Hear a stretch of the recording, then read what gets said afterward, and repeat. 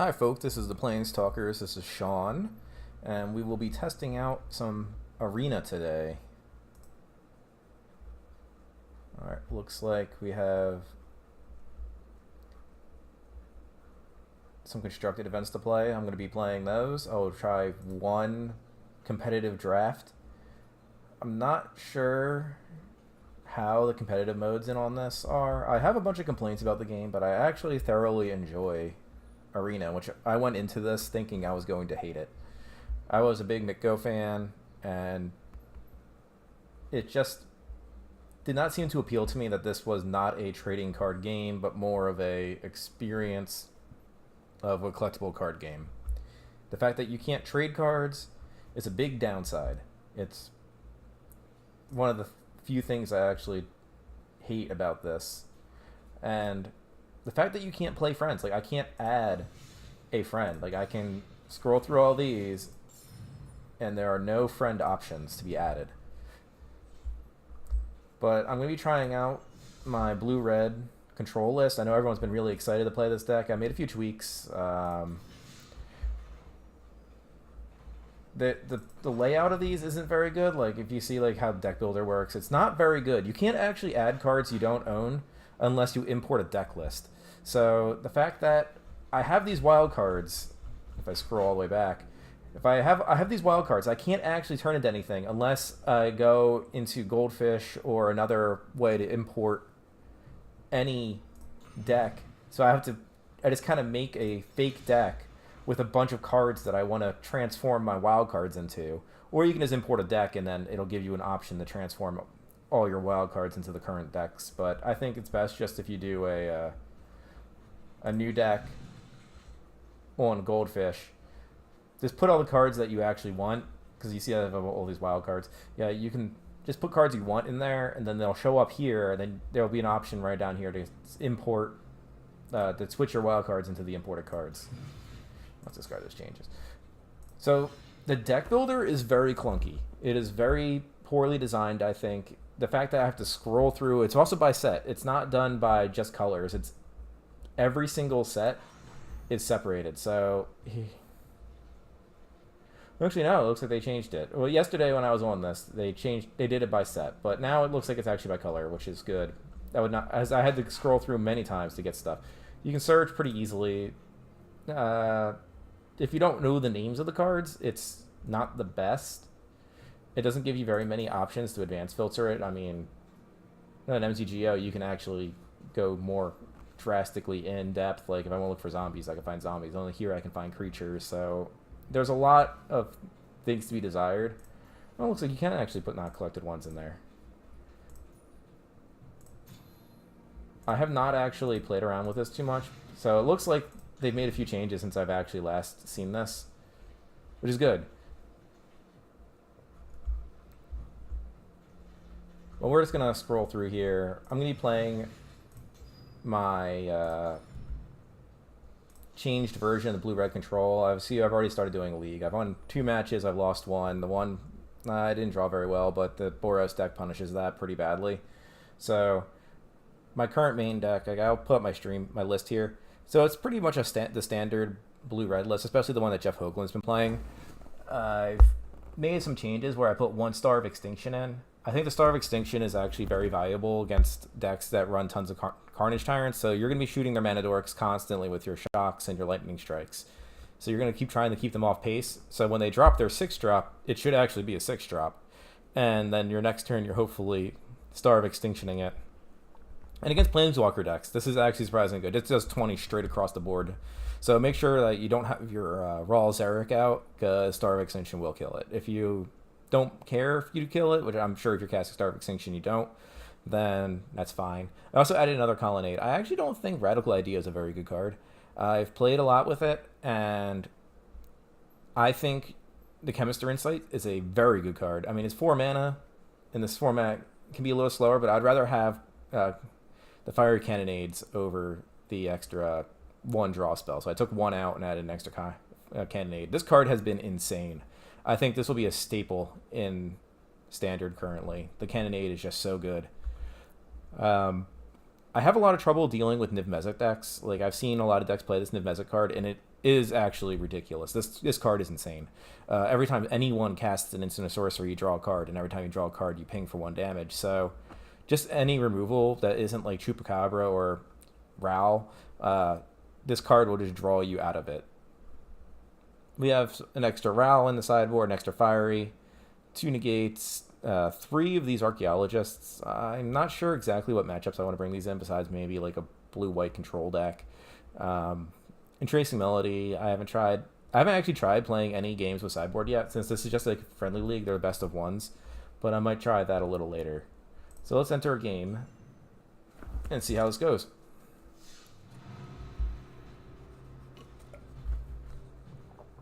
So I'm going to put the sound back on for my desktop because, I mean, as Hogan describes it best, this is a Magic video game, and you want to be fully immersed into it.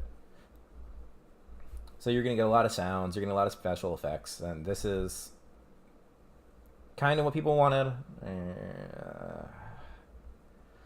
So my deck runs more Ionizes than the normal list, too. I run 4. So I'm trying to be more of a control deck than the other deck. I took out the Blinks of an Eye. I just don't think they're good enough. I mean, for 4 mana, you're just bouncing a card and drawing a card, which is okay. It does deal with some troublesome stuff that you don't normally have access to, but I think I'm going to keep it. I have a pretty good mana base in this, and I don't want to give it away. So our main finishers are Crackling Drake and Ral. Ral's ultimate is a very real block. Alright, I'm gonna play a Phantom on to get this one. So it looks like they're a blue-white control deck. So one of my biggest complaints about this is I was gonna say they look like an event deck, but the event decks these don't stand up against anyone that's paid money. So this game is going to be very much pay to win. I don't really think that that's a good system. I think that if you're playing a starter deck, that you can match against other people with starter decks. But I'm not sure if they're going to be programming that into this. Alright, I'm not sure if this Star of Extinction is actually going to be good, so I'm just going to bin that.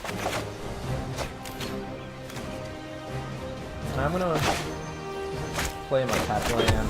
I think getting this Sabotage will be good for me. We're probably going to Counter Settlement instead. No, maybe not.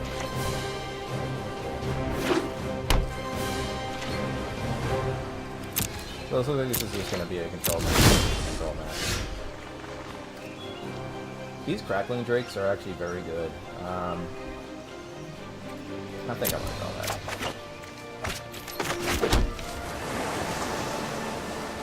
So I'm going to try playing out one of these. So they just kind of cycle when they hit the battlefield, so yeah, they might be killed, but I have a feeling there's going to have counterspells. So I'd rather run some counterspells before my Rowell with counterspells.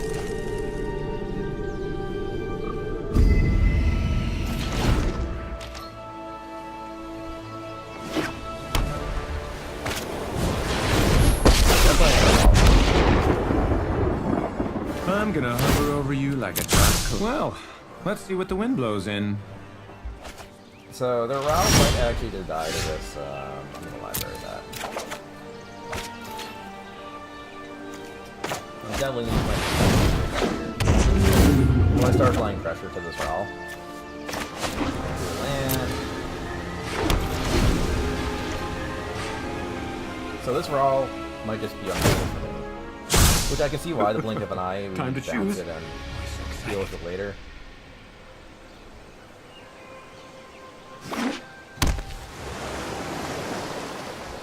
But they don't have enough mana to double settle.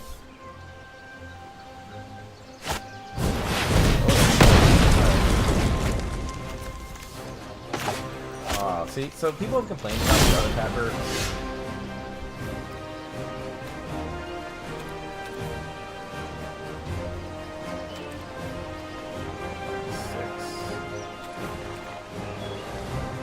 I'm actually going to draw this land, because I want to get this explosion up pretty bad.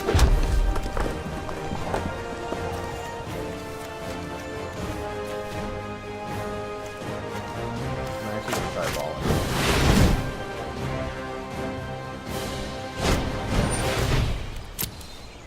So I think they're looking for a counterspell. Yeah, a lot of these cards aren't going to do much to me. I mean, I think I would have kept the Justice. Alright, the search for the unknown. That's real science. I'm going to take the Chemistry Insight. I don't need an extra roll. So I have enough burn where I can keep this Raw off pace. Ooh, let's see what we got. So with enough shocks and lightning strikes, you can actually fight off the Raw.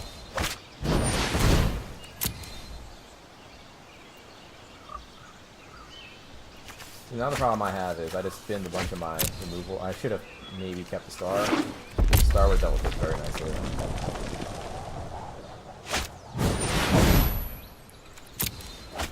So yeah, they're just drawing a bunch of cards. I wonder what kind of deck they're playing. I wonder if this is homemade or if this is a... It looks like homemade.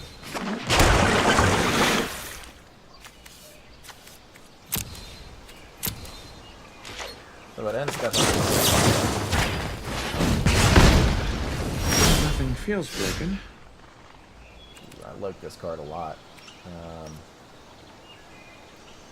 gonna draw that. So we're almost flipping our eyes counts here. 1, 2, 3, 4, 5, 6, 7. So I can strike this for 3.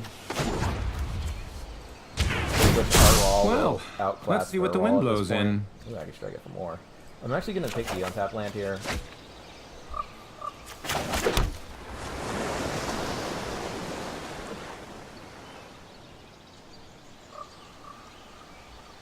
So yeah, let's pass the turn.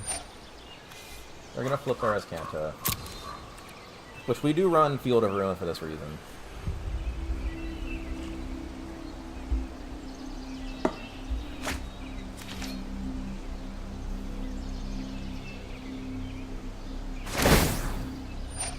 But currently my Raw is ahead on the range, so I'm not... Just want to peek. The weight is killing me. Too pressed to do much more to this Raw. But I will Explosion if I get a chance. Just to really keep him off base here.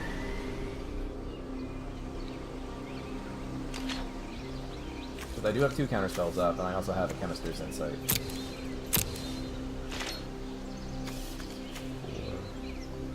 7, 8. So I'm going to try hitting this Raw for 4.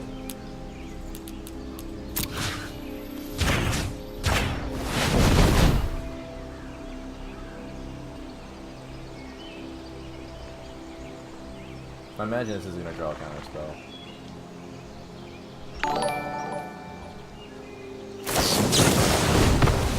Oh, thank you, Quinn, for following me.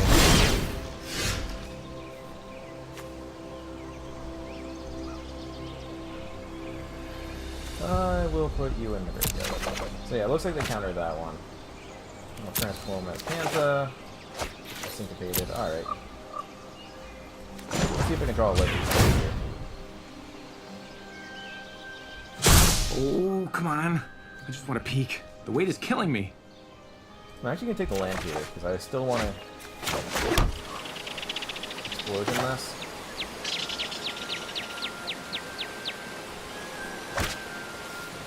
So I'm actually going to do it on their turn, I think. So when they activate this as Azcanta, I'm actually going to blow up this Raw.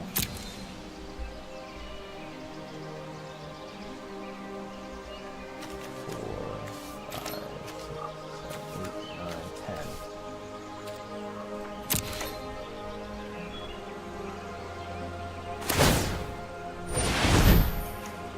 So people have been complaining about the tapper.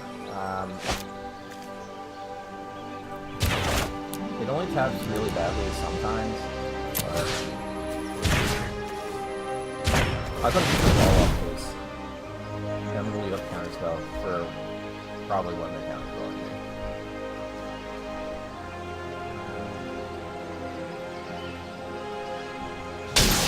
Well, that was unpleasant. So these candidates, I don't think are actually going to be very good in this matchup. I don't think they're going to beat me. I think they're trying to beat me with Ball here. So then I'll get to leave up this counterspell. So I can ultimate this Raw. I'm pretty much winning this game. I do see that they're probably going to do this. Time to choose. Oh, it's so exciting. But I get some options at the end. I'm gonna hope that they don't have a counterspell for this, but I'm imagining since they're a control deck, they probably have like a syndicate or something. They're probably gonna leave something up. They have tons of cards in hand. I would be very surprised if this resolves. Yeah, here comes the counterspell. You can tell because when they're highlighting the cards.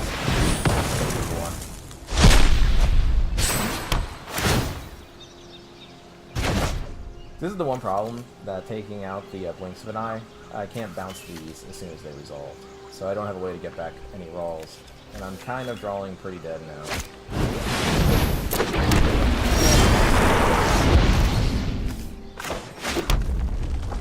So I'm not entirely sure I can actually win this one at this point. I only have 30 cards left. I really only have 2 Crackling Drakes left in my deck that can deal with their board. So I'm actually just gonna concede here. I can't win. I've been too many rolls early in the game that came back to bite me. I probably should have maybe more aggressively kept them.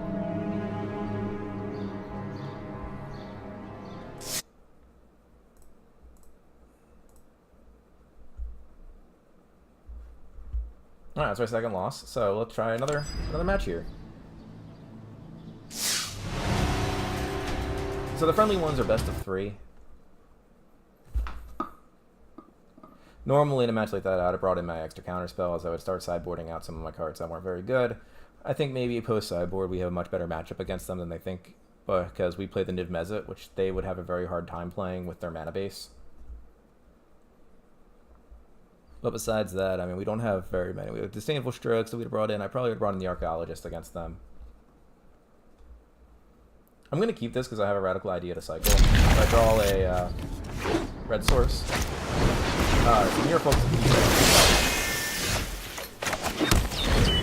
What ends up happening usually is they just play out their entire hand and I expire to eliminate it away. So now I'd like to draw a red source so I can shoot this, but they're going Urbitron here. They're just building up. And they're going to draw a million cards from this, yeah. That's what I thought.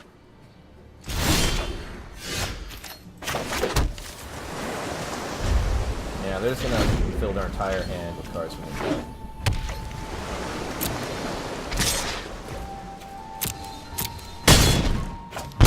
Overall, I think the Shuffler is on par with the Miko one, which wasn't very good to begin with.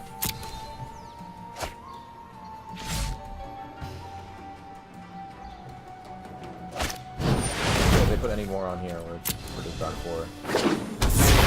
Oh, this is the blue tempo deck.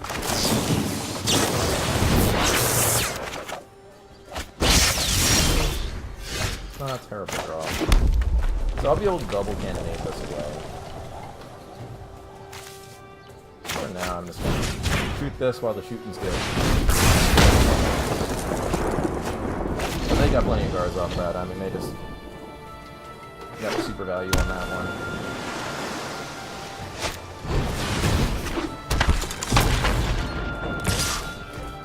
Survive long enough to double cannonade be okay.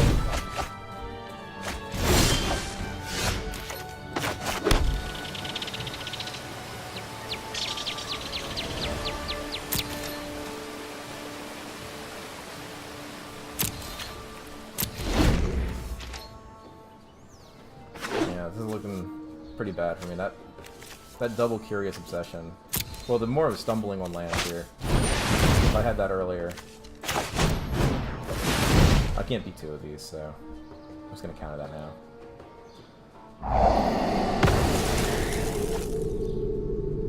Graveyard. Can't use it. Crackling Drake wouldn't be bad here. But okay.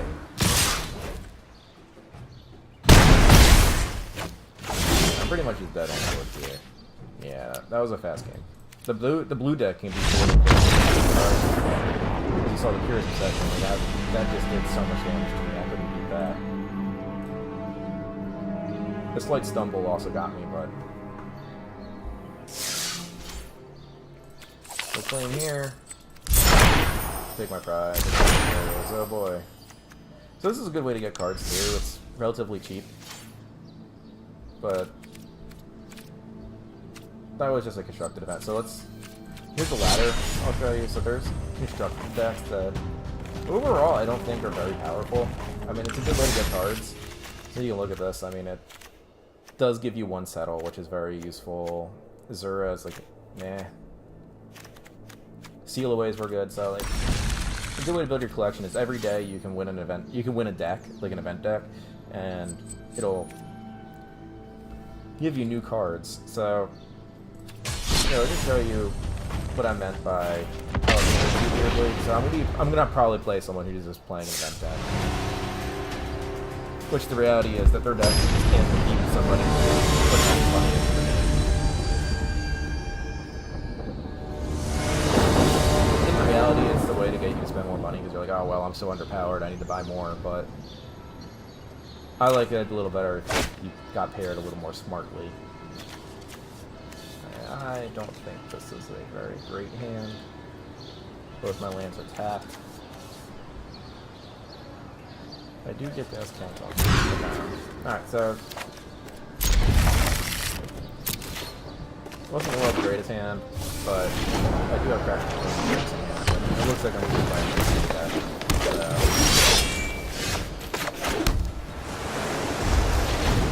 So in like Modern, this Pelt Collector doesn't get very good very quick. Yeah, I mean look, it's still even 1-1 right now.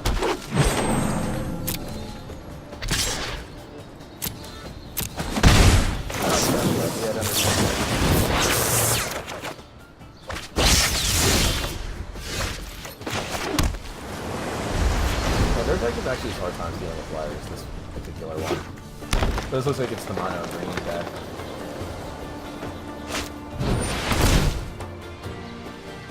Well, that's a little harder to deal with. So on a turn here, I'm actually going to discard my Field of Ruin.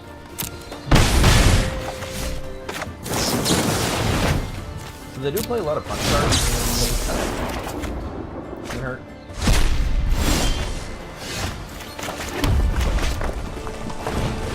That's actually talking about.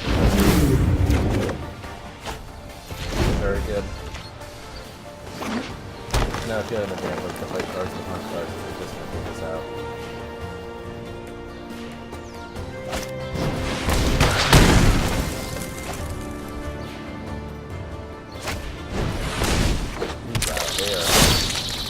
If I draw my 10 and 8, I guess I can't win. Yeah, sometimes you just get punished for playing this control deck. And I'm dead.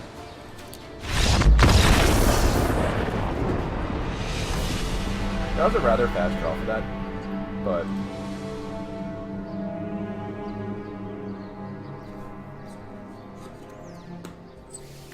that's the problem with best of ones. That magic was literally never meant to be played as a one of. It's too variable. Yeah, I get punished there for keeping that, but on the next game I may win because I sideboard out a whole bunch of cards that aren't very good against them.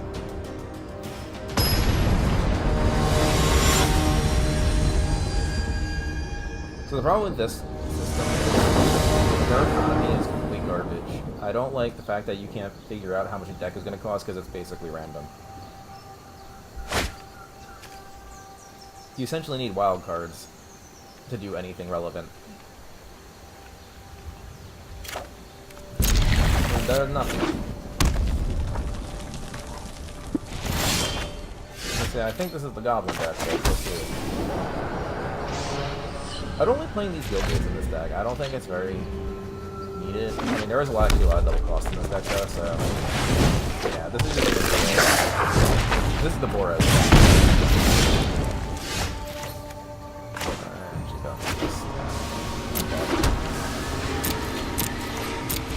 So the problem I have that there is no combat stop. So this doesn't actually allow you to do a stop before they enter combat. It makes you actually do a stop after the first main.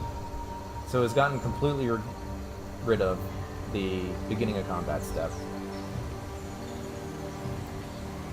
So a lot of times when they play the Warden, I'll miss the trigger because I don't have this as a stop, and then I won't be able to shock it in response, so they always get the 1-1. So there's just a few things just like that, like this gameplay, like mechanics that just don't work very well in this currently. I also can't copy spells, like so when something's on the stack and I hold priority, this won't actually give me priority. Yeah, here's Chain Whirler.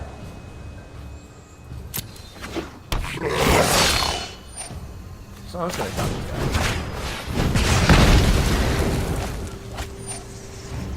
Pass turn. And the pass turn doesn't actually work for us. He still asks me for combat.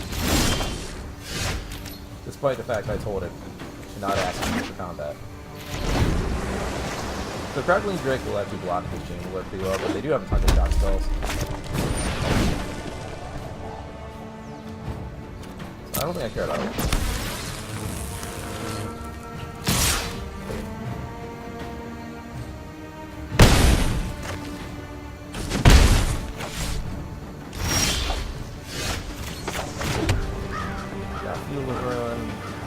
So these fields in this deck actually hurt, but we have a lot of these cards in here.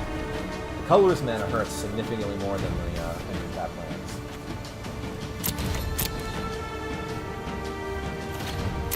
It looks like I might end up losing to this deck because I stumbled a bunch on my mana.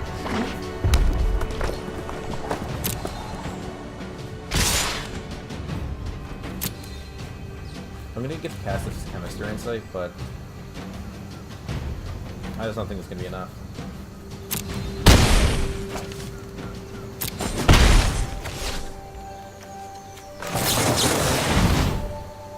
I think they have 3 burn spells in hand. So.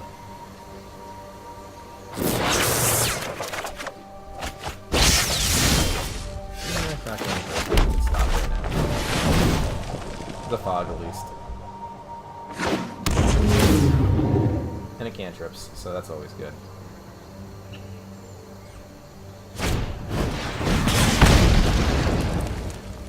So if they double shock this, I don't know if I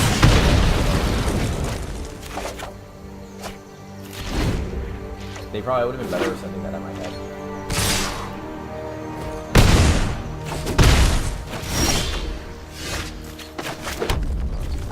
4, 5, 6. So next turn I do get the Star of Extinction. The big problem with this game is I have only drawn one shock. I do have 3 shocks and 4 lightning strikes, and I still have temperature level 1.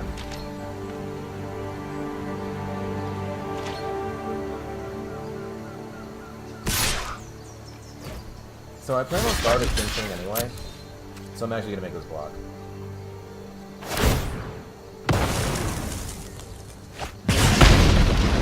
I'm going to hope that they play something else out. Well, they didn't do that, but then they have a lot of haste threats. However, I am just going to lose them.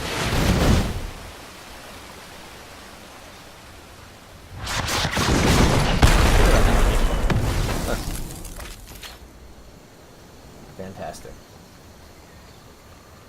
Alright, so the next turn, I get to start explosioning their stuff, drawing a bunch of cards. I can hold up counter spells and Chemister's Insight. Chain Whirler. 1,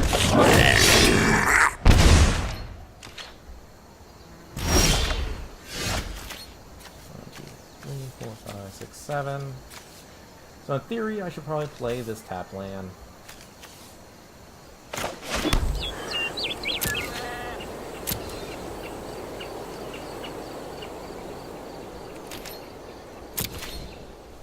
So, whatever this last card is, I think it might be a land.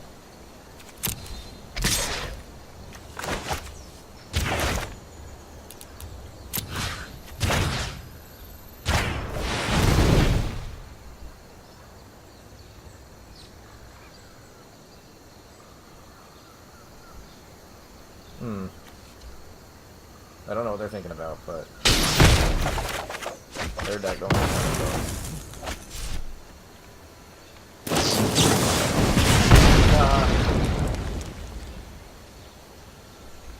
And they had a lot of shots.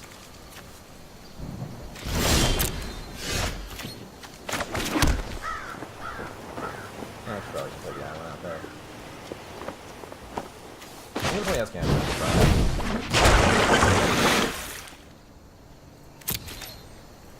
3 counter spells in hand. Even though I'm at 2 life, I don't think I'm in danger of losing this game.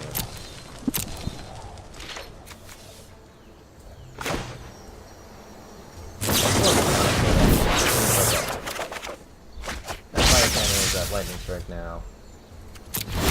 My deck is starting to roll. I think I need counter spells. And I'll transform it to Penta. Let's get more mana out there. 5, 6, 7, 8. So I have 8 cards. I think I'm going to just lightning strike them so I don't have this card.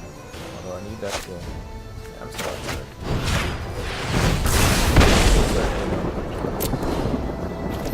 So the way I'm going to win this game is by playing Raw.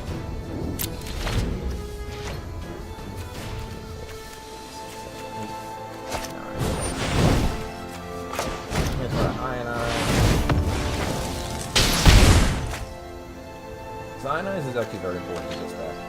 It allows you to,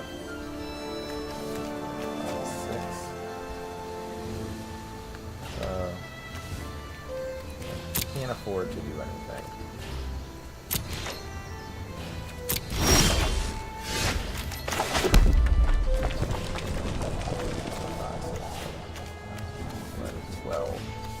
If I do this, still have 2 counter spells up. So I step forward. These Dragon Drakes get actually really big really fast. So he's gonna end the game very quickly. Yeah, I think they're the sandbagging hands here. I don't think them. I'm actually gonna recognize this one as well. Make our Drake bigger.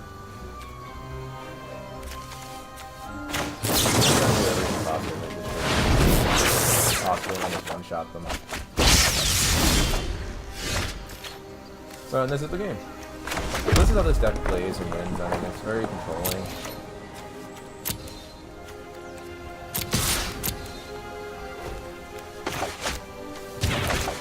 Alright, so 4.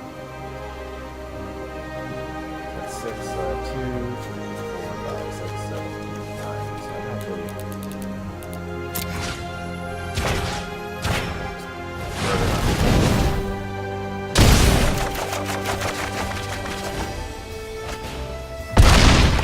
dead. And for the most part, the deck is mostly one-shot here. It doesn't want a lot of futzing around with slowly pinging you away with damage. And you see you get coins, so like I have 6,000 here, so I can do 1 draft. They don't actually give you a lot of coins a day. I think it's at most you get like 700. Like you can usually get 500 for just like your daily like tasks. So they'll give you a deck for playing 1 game, and then they'll have tasks associated basically with that deck that they give you. Like go cast like 50 blue spells or attack with 20 creatures if it's a creature-based deck. So they try to like force that upon you. You get these weekly win packs too. So people complain that the grind is long and slow. This was not meant to be a grind. This is meant for you to pay money to do your thing.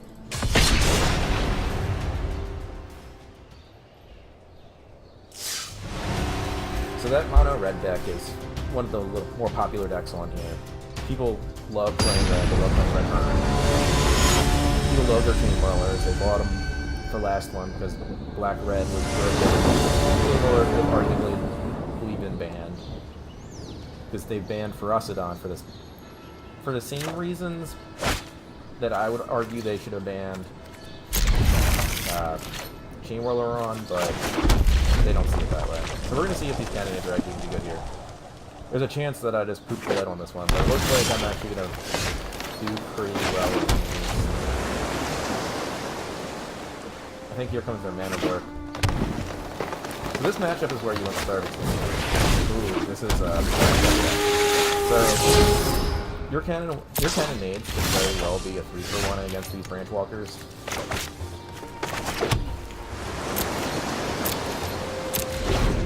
It looks like they put a branch walker in the graveyard. So I'm going to actually let them hit me here. If they do nothing in a turn, I might just fire off one of these cannonades. But their deck, this deck particularly, runs a lot of toughness creatures. I'm just going to do that. These Thorn Lieutenants are very difficult.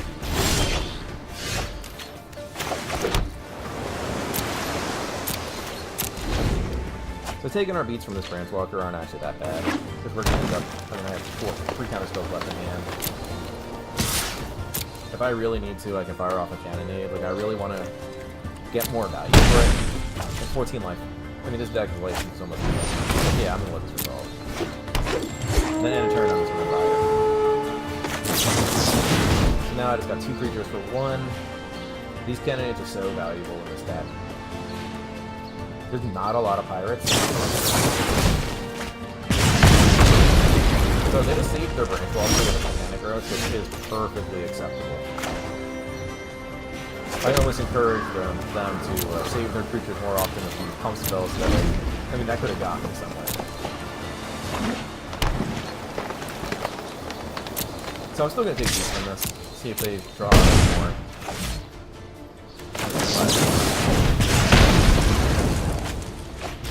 1-for-1ing isn't too bad in this deck, especially now that I have 3 counter spells. It's going to be very difficult for me to stick anything. If this is a Carnage Tyrant, though, I will be very sad. But now if I draw a Star of Extinction, then it'll be worth my waiting. I think I just want to... Oh, that's cool. I'm actually gonna cycle this Memorial. I always forget I have it. And that draw 2 is actually really good. So I'm gonna start using these Sinister Sabotages because I really want to start drawing my threats. So yeah, I'm not gonna let you look at the if it lands on top, you get to keep them on top.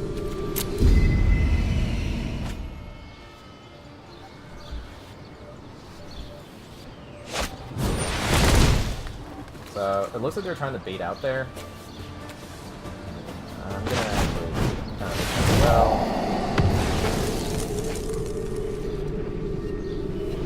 These Memorial to Genius are very good in this deck, but I don't think I want to draw another one. I want to start getting my Chemister's Insights. Yeah, here we go. We got Chemister's Insight right here. So they can actually start beating me with this. Like, yeah, it's gonna be a long haul for them, but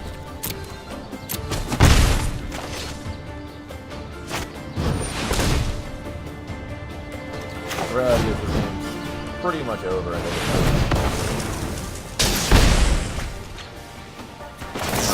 Draw 2.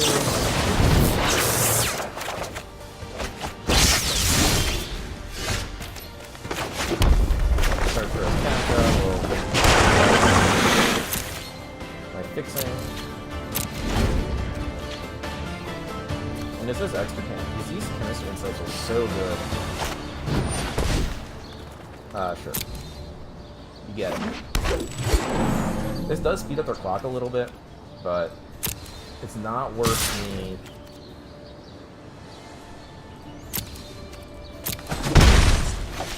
wasting one counter.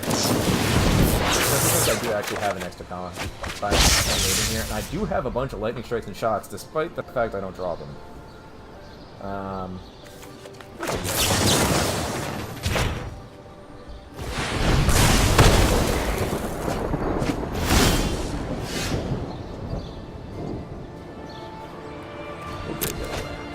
Transform this Kanta. So I drew a filter ruin, which I'm going to hold up for my Insight. Actually, I think I'm just going to Explosion at the end of their turn. I have 4, 7, 8, 9, 10, so I can do this for 6. So this deck is actually slowly burns them out with, yeah, they're just gone. They're done. So essentially this deck just crushes your opponent's will to play. But as you saw with this matchup, those cannonades are so valuable to this matchup Their branch walkers to die to it.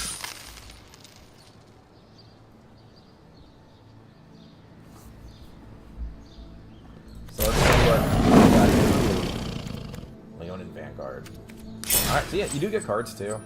It looks like I maxed. So you get a card, and then coins, then a card, then a coin, then a card, then a coin. So every day you get, I think it's like 15 rewards.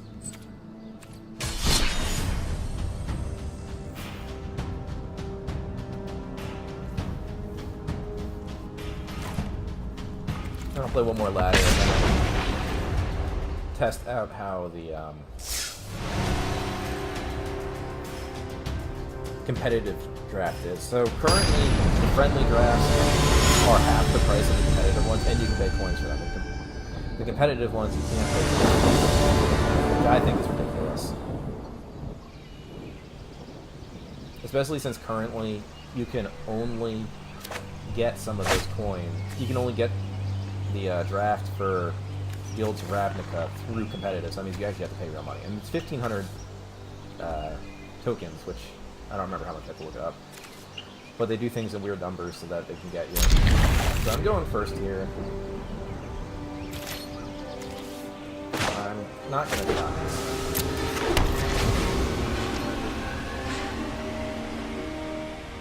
I really have no play on 2, so I'm not going to bother. They're gonna play a one drop guy. Although he is a pirate, so you have to remember, pirates are not affected by cannonade.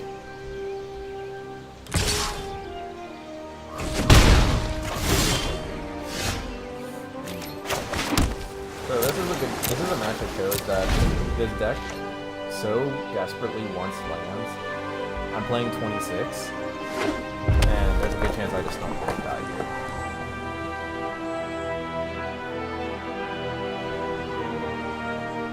So there was a good chance I was supposed to mulligan that hand, but I do have action.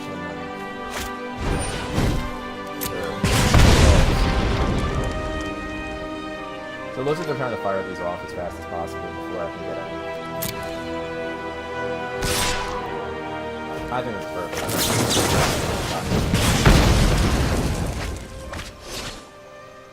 These firebrands are not affected by my cannonades, so I need to get them out of the way.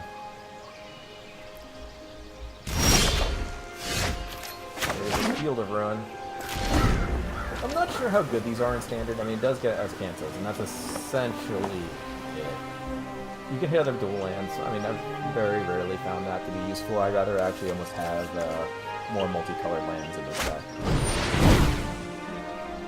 I'm actually going to Sinister Sabotage, so I can land drop something.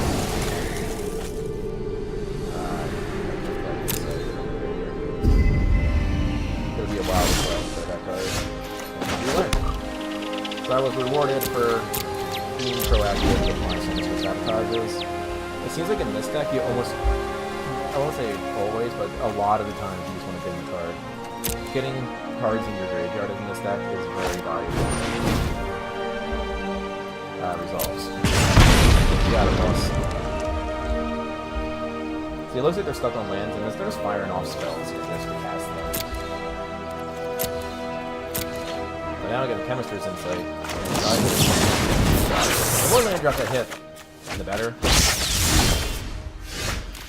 Because eventually you want to be able to place a threat and hold up counter magic to keep it alive. I actually haven't played a lot of the blue-black control deck in this, but we'll see. So I'm actually going to kind of stir Sinister Sabotage this one.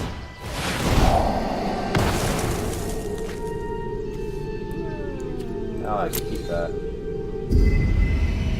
It allows me to stock and keep up the Chemist's Insight. A lot of their threats are only 2 drops, or well, they only have 1 toughness usually. Actually, the Chain Roller is the strongest one they have. Yeah, no. Bye bye, Bird.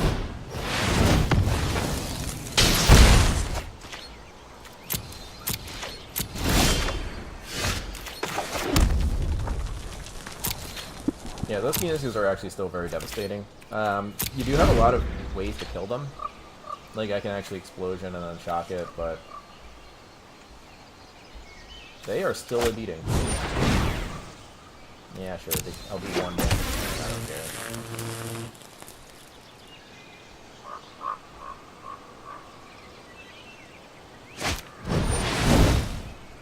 Oh, they paid the full Wizard Lightning. Sure.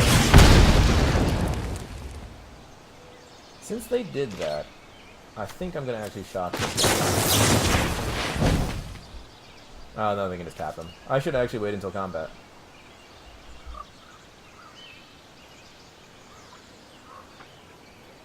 Yeah. Oh, I fucked that one up. But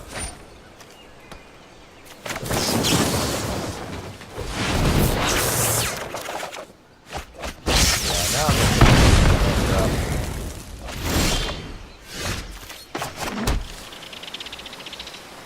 I can actually try Chemistering for a counter spell if they play something scary. There's a chance I hit one, but it looks like I'm already down 3 counter spells, so those odds are getting smaller. But this deck just loves to draw cards. There's not many cards in here. So they beam fire for 4. Let's try to spell. Isn't it?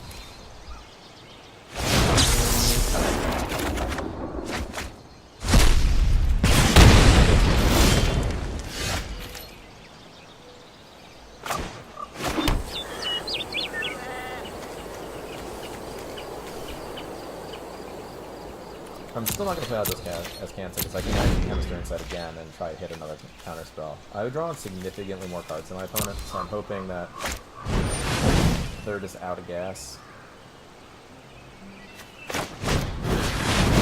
Let's dim this. I do run 20.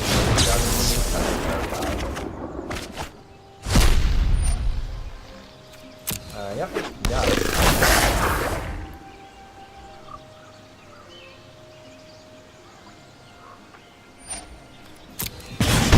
Very close to dying to being fire, as it can't be countered.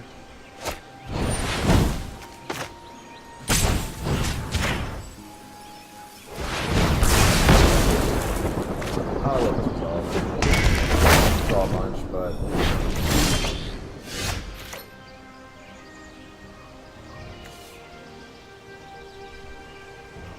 I really have not hit very well. Well, they're just going to draw a bunch of cards. It looks like they're playing a lot of burn. Like they're almost mono burn, but not actually turn on the Wizard Lightning. That's a good get rid of. I'm hoping they just try to beam fire.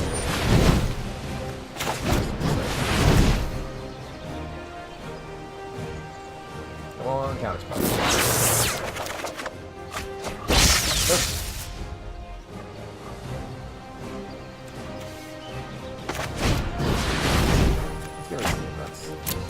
Essentially a tap land.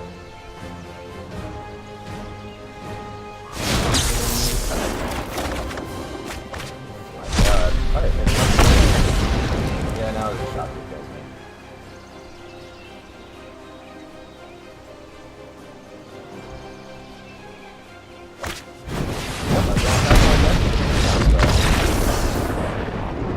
That happens sometimes.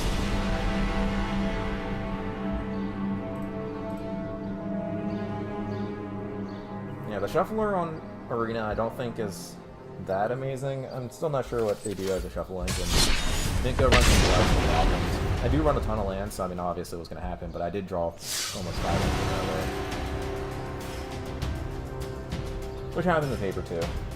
I think you'll have a lot more success in Paper with these decks than you will in Experience. I don't think that the imperfections of shuffling with your hands.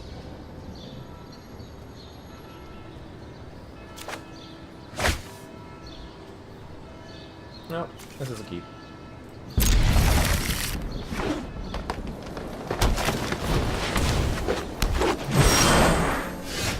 It's perfect.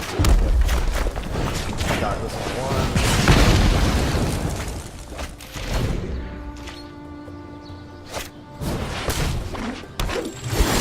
That was good. Place this on. I think they miss land drops. Yeah, they're missing land drops here. So, I actually don't think they can drop anything scary on board.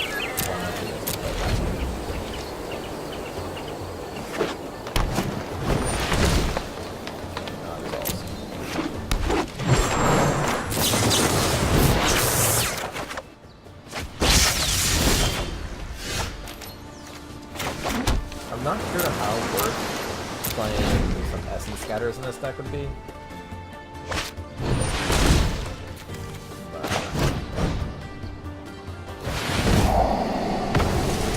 Let's see what I draw into the graveyard.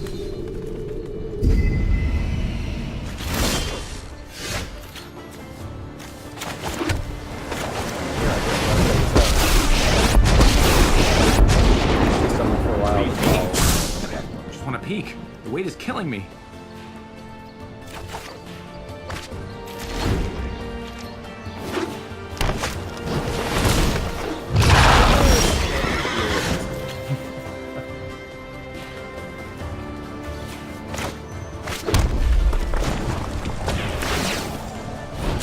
Oh, come on. I just want to peek. The weight is killing me. I'll take my counter spell.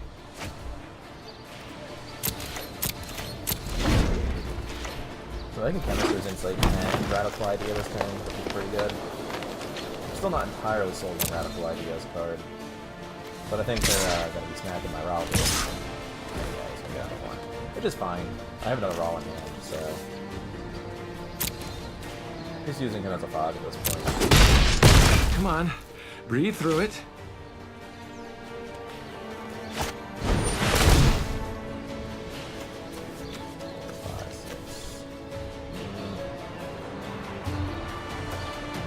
I think it would just be better.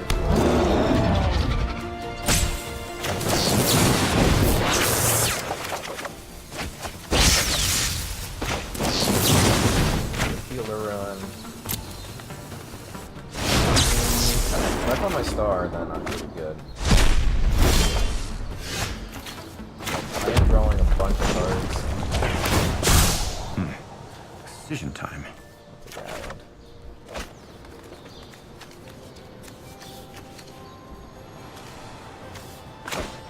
I'm gonna play Crackling here to start the clock.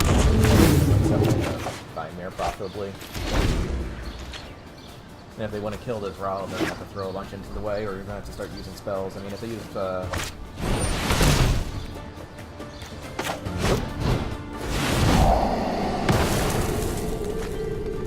graveyard.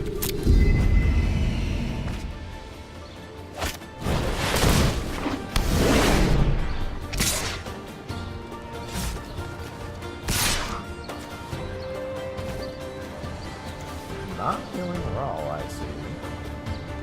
Relax.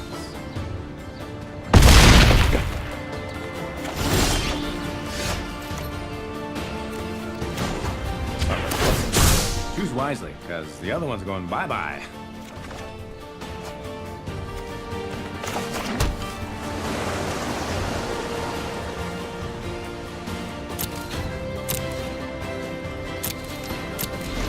So I'm gonna actually be able to trade this break for the Divine Noise.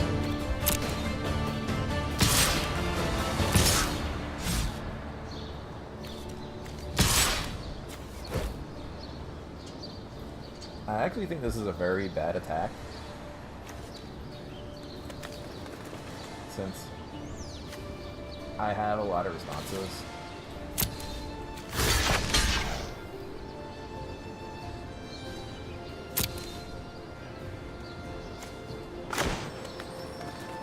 I do think I just want to...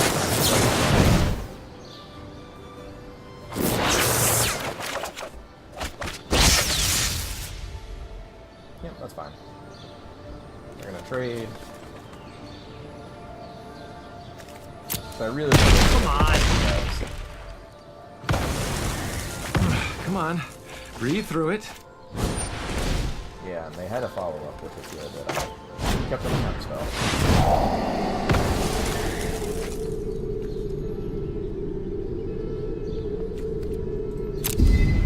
Yeah, I think Lightning Strike should take the card here.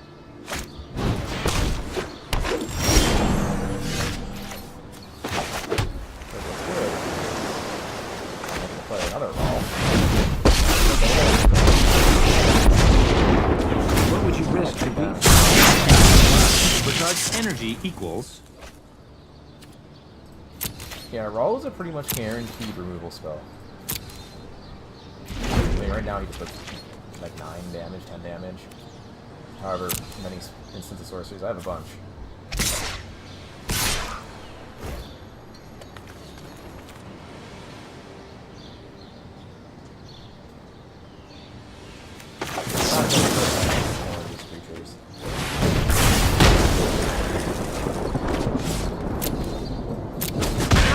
Good aim. That is a big boy.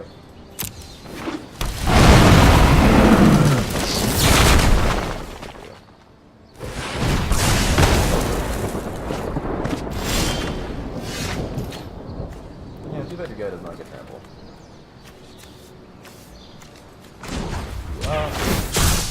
Just want to peek. The weight is killing me.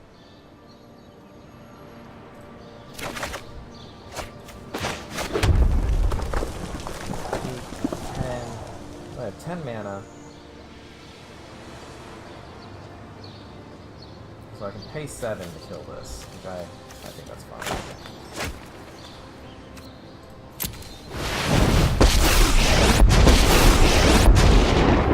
Every problem has a solution. You ready to go toe-to-toe with me? Yeah, they just continue this at all.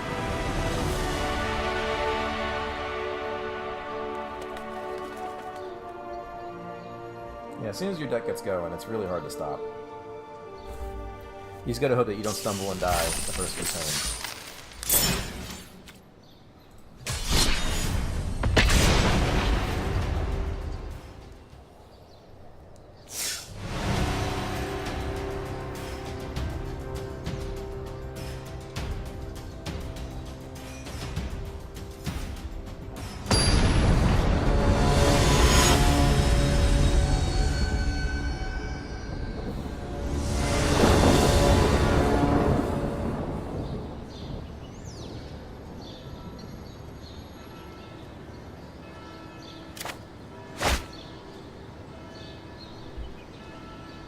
Ooh, that is an interesting hand. I'm going to keep it because I have to search for a filter.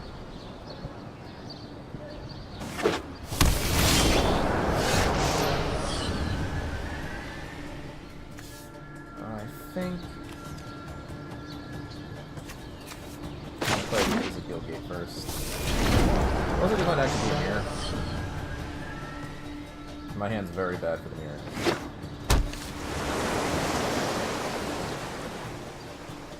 This mirror is actually almost 100% about who just goes first. Which is a shame. This is best of one. Or thinking.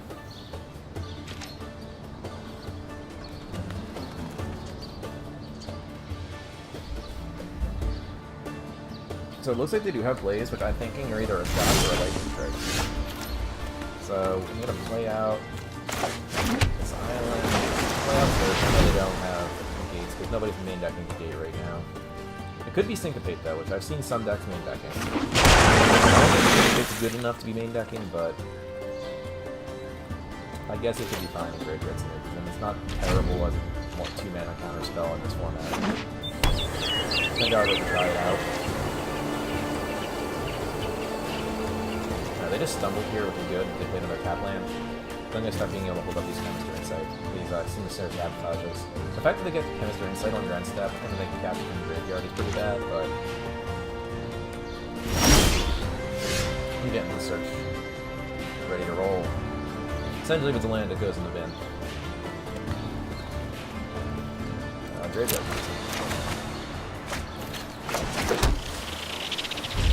Fast turn. So this fast turn doesn't actually work very well. I've had a lot of times where I've put the fast turn thing and it still asks me about every phase.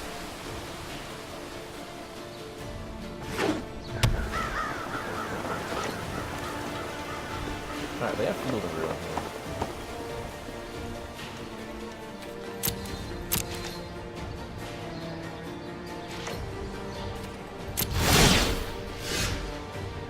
Yeah, again, if it's a land, it goes in the bin. So I'm going to want to play out my Fielder Run at some point.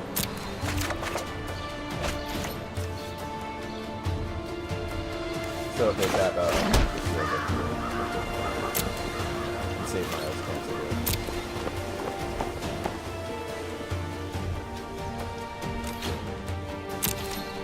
So here is where they're going to counter.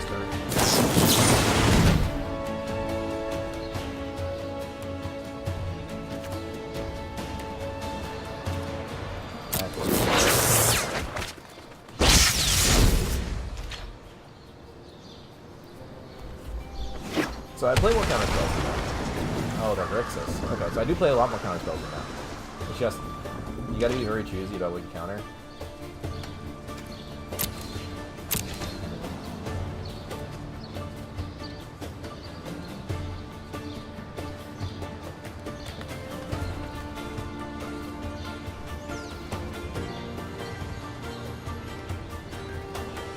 I don't actually think countering Chemistry Insight is very good.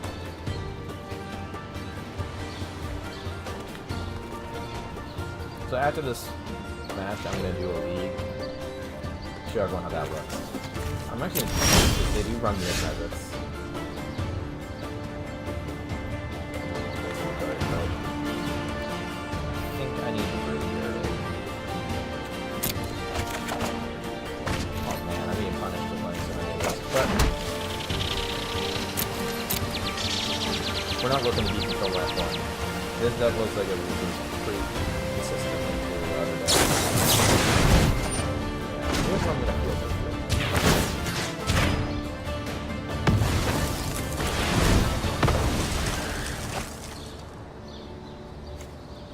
Good boy.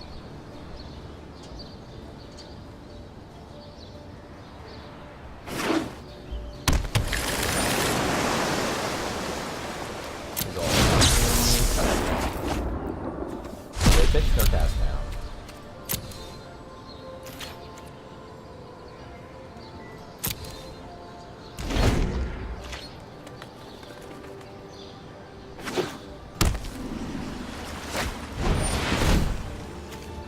I'm actually gonna try countering.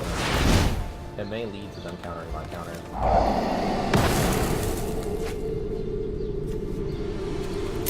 need to start drawing action.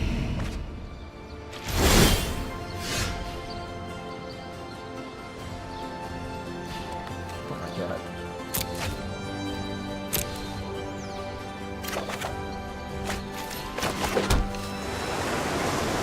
That's 7 now, which is good. I still just don't want to play this all out into a counter spell.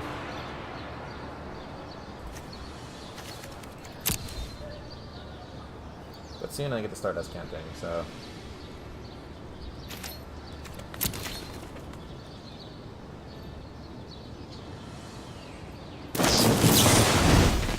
Whoa.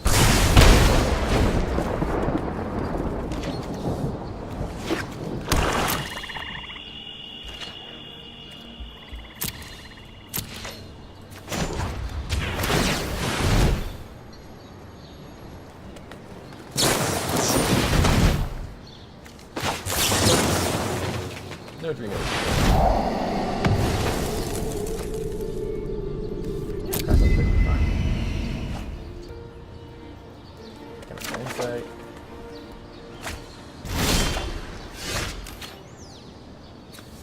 Now I play.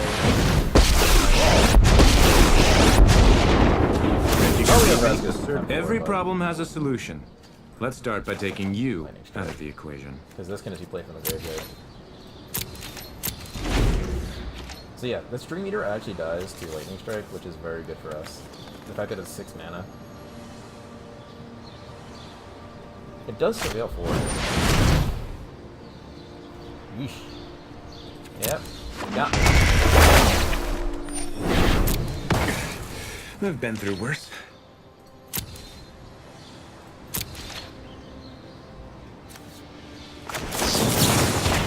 So this has some very real text.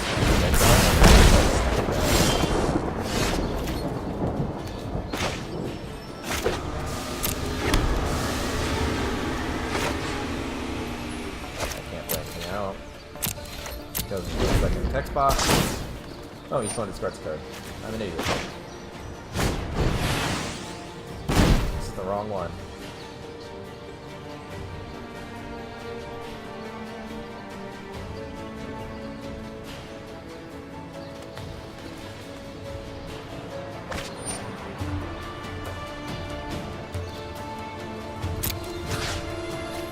I'm an idiot.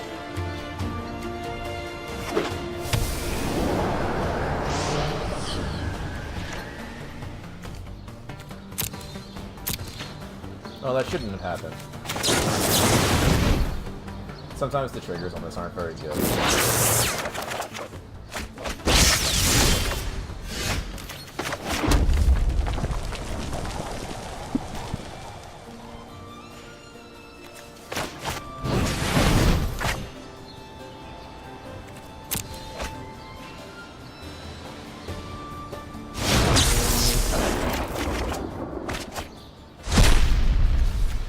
Playing on this track and see how that goes for me.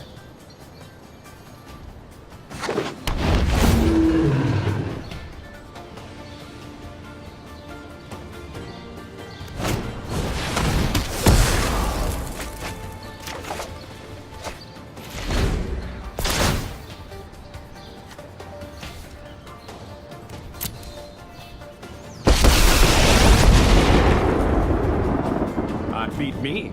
Just decisions.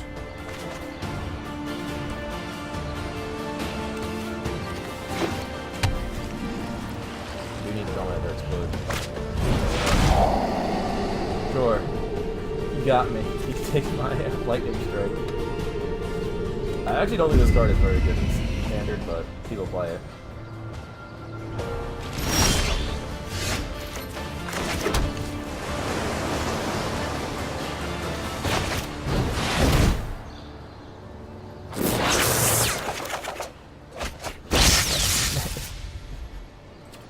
I am getting got by lands. 3, 4, 5, 6, 7, 13, 14, 15, 16, 17 lands. So I've got 9 left in the deck. I mean, that's about probably par. I mean, I've drawn a million cards, so.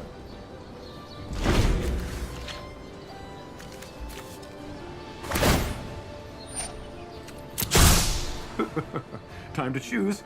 Always so exciting. What annoys me more is I've drawn 1 counter spell. I've got 6 more.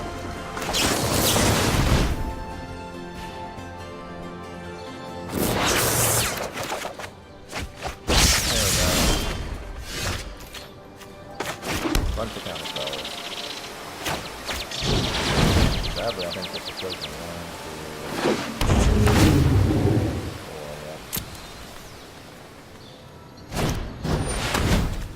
Down.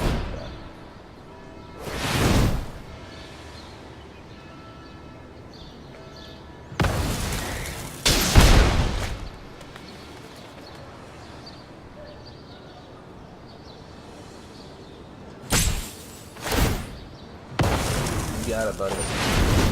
You draw those 2 cards.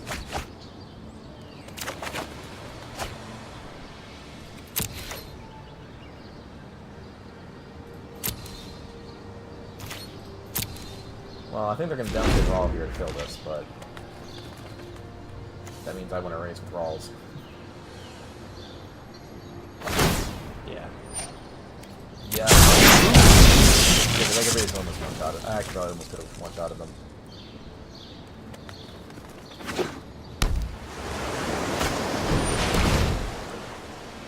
Honestly, I really don't care about that card. The more life you pay, the actual closer to one-shotting do I win.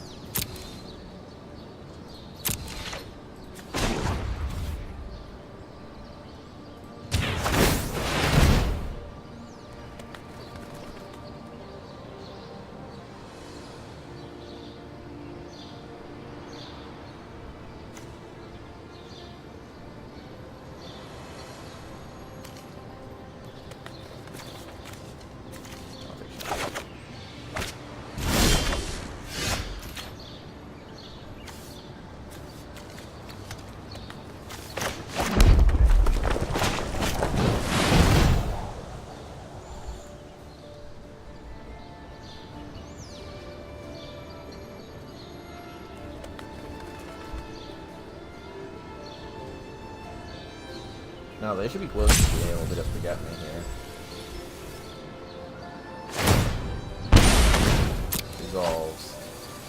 The more life they take from this, though, that'd be very good. I'm at 4, 5, 6, 7, 8, 9, 11, 12, 13. So I could do 9 with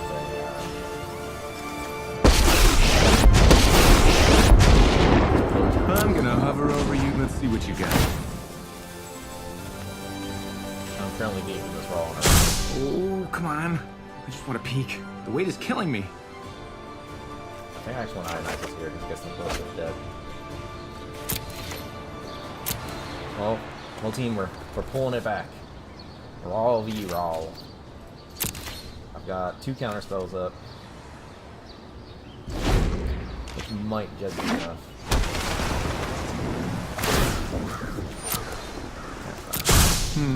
Decisions. I'm like sad this raw can't hit PlanesTalkers, but I think it'd be too good if it could.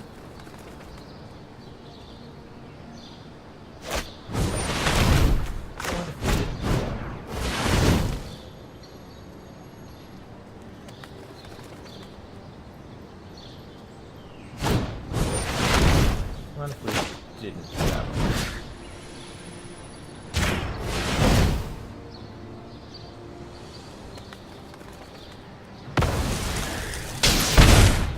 So now that they're actually like really low on life, I can almost just burn them out. How many lightning strikes do I have? 1. I have 3 left in my deck.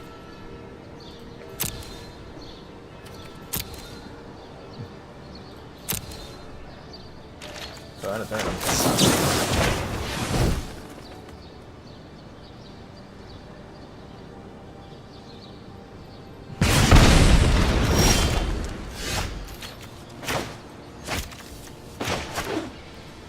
Plus we're all see like spell first. Well, let's see what the wind blows in. Yeah, that's just the case. So I have like 1,000,000 mana. They really can't beat me here. Them paying life was actually very themselves. I would have had to let them in front. Like if I loaded out this, well, actually I would have won anyway because 1, 5, 6, 7, 8, 9, 10, 11, 12, 13. So I would have done 9 straight to them with the explosion and drawn 9. I didn't very close to decking myself though. But as you can see, the power of this deck, that it just comes out of nowhere and burns someone out, or they just can't deal with the I was thinking of putting the 1 damage deals, the 6 mana deals 1 damage spell. But let me show you how you open packs from here first. I mean, you just click them, but they're not normal booster packs. They don't come with all the cards you want. So I just got an extra wild card. So when you fill one of these, every time you open a booster pack, it gives you 1, and then same with this dial here. Let's see what Elliot Plant Caller. Alright, I don't care about that. But as you can tell, you get 1, 2 uncommons, and then 1, 2, 3, 4, 5 commons, and 1 rare. So you're buying 8 card packs for the price of 1 booster pack. Like, I can buy a booster pack for 1,000, but 600 gems buys 3. Their gems, I think that'd be about $5. So you are getting a little deal on them. However, you're getting half the cards. You are getting 1 less uncommon, but you're getting a ton less commons. So it's not really that great. So I did buy some gems earlier. Right now they have it so that when you first start, you can just pay $5, you get 2,500 gems, which is basically a sealed. But let's try this competitive draft. I believe you don't draft against people. I believe you, what's this? Take that deck list away. I believe you draft against a computer, and then the computer kind of just does it. So as you can see, like, you win packs, and then you win gems as well. I can click here. So I win 2,100 gems. So I do get my money back if I go 4 and 2. That's not very easy to do. So here's my first pack.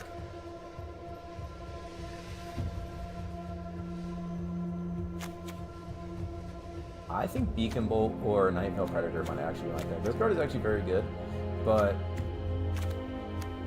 these two cards are just very good. And this kills creatures pretty easily, but this Predator is very, very difficult to deal with. There's not a lot in this format that kills it, so I'm going to actually just take this Predator. Blue-black is surprisingly strong. The Guild Mage there is really good too. Let's take Nightveil Predator as my first pick. It is a little difficult to cast, but... So if I took the jump starts, I would have been doing pretty well. Doesn't look like there's a lot for me in this pack, so I'm going to take this jumpstart card and see.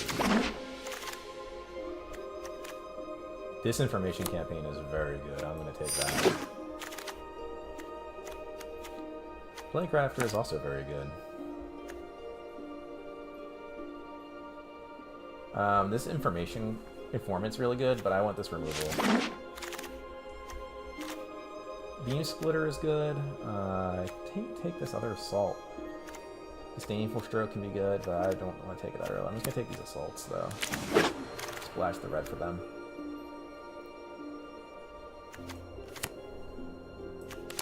This card's basically black.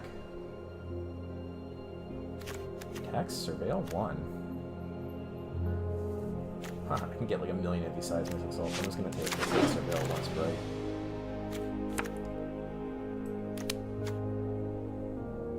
I think I want the gates here.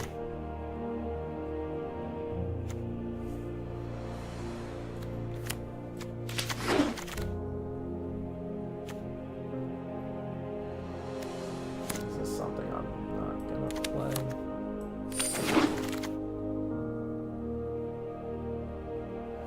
Thought Erasure is okay. Let's take that.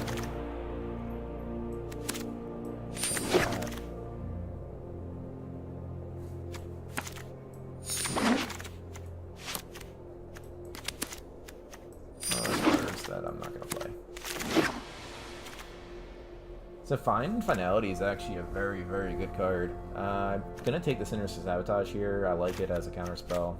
So let's just go with those. Guild Mage is good. Invert is pretty solid against walls.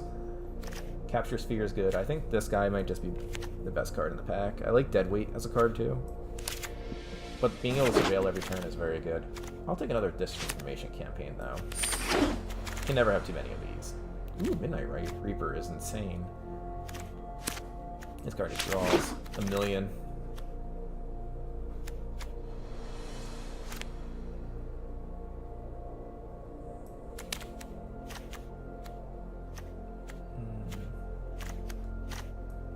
That guy.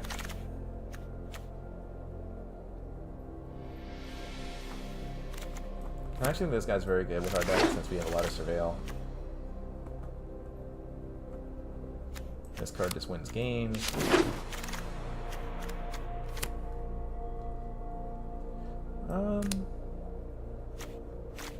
Let's take the Darkblade Agent.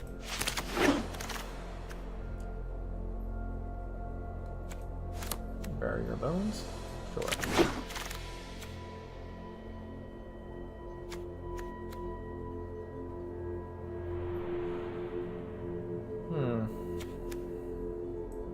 If we're doing a lot of hand attack, it might be okay. Another Thought Erasure. And that guy.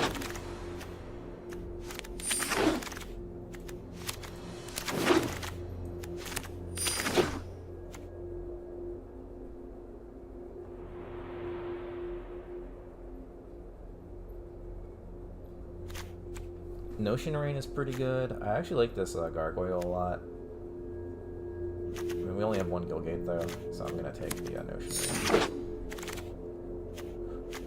Discovery is very good. I haven't played with this, but it doesn't seem very powerful. I'm actually gonna take Discovery.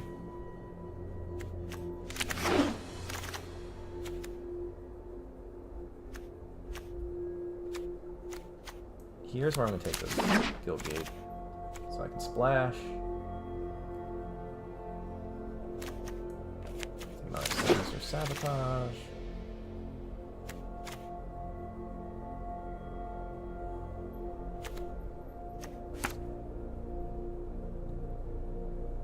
This should complete my splash. I think Necrotic Wound is pretty good. Removal.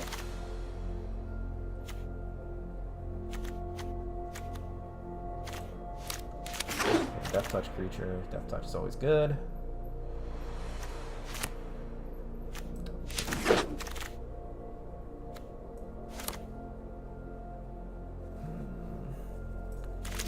Get some low drops.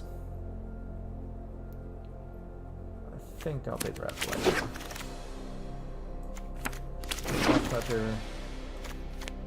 Child Move. Lower my curve. Put you in the sideboard.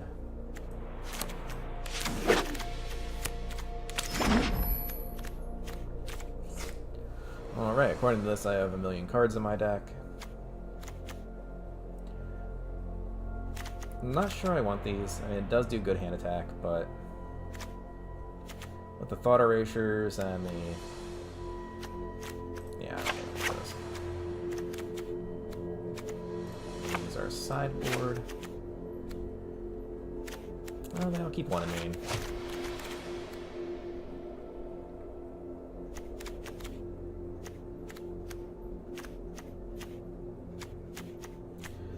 You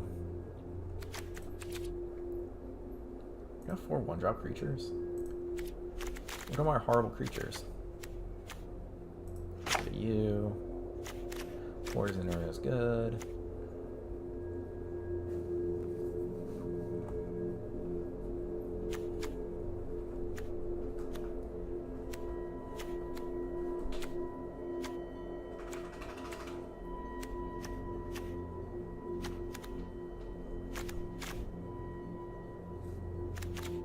I don't think I want that idea.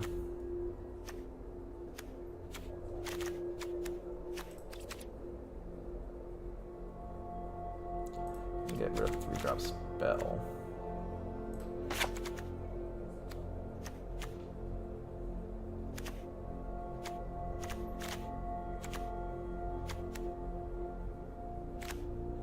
Maybe these Sonic Assaults just aren't good enough.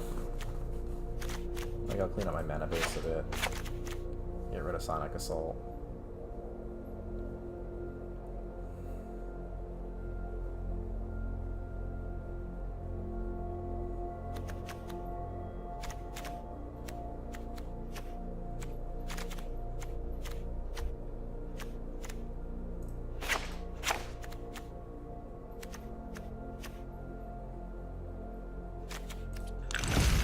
Call that a deck. Alright, let's try this out.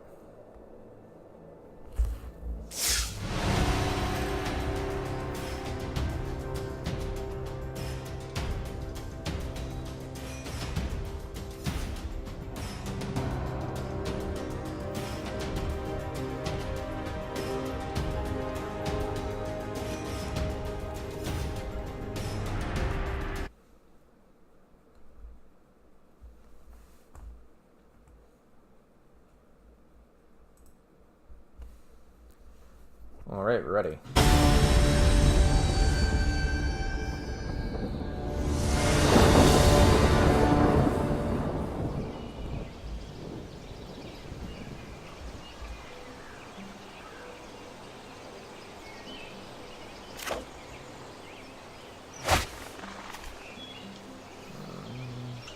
I think this is keepable. 50 drops. A Disinformation Campaign, I can Discovery, get it back. I'm going to be drawing a bunch of cards. As long as they don't aggro me to death, I'm probably okay. However, I've played nothing but Boros decks everywhere, so I am not surprised. Play the blue first and pass turn. I think Discovery might be good enough to play in Modern. There's a bunch of decks that actually want this available. Yeah, looks like a bunch.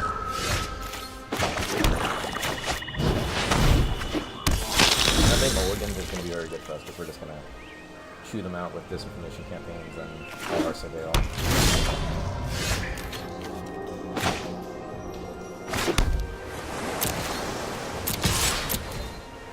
trade. This is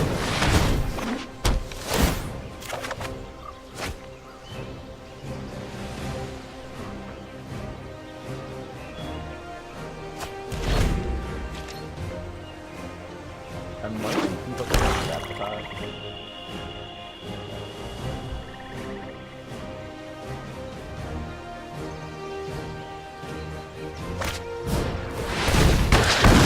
Got it.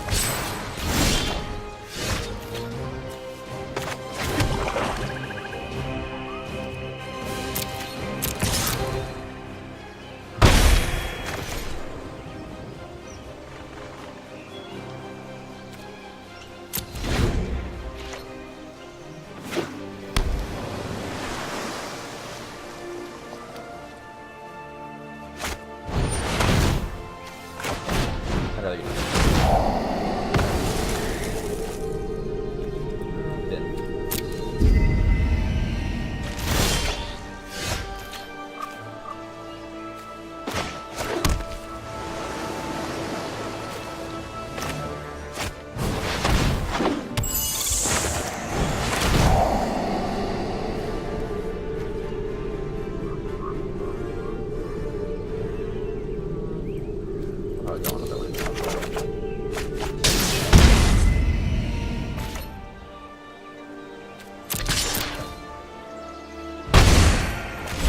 So I think they just might end up losing to my card advantage here.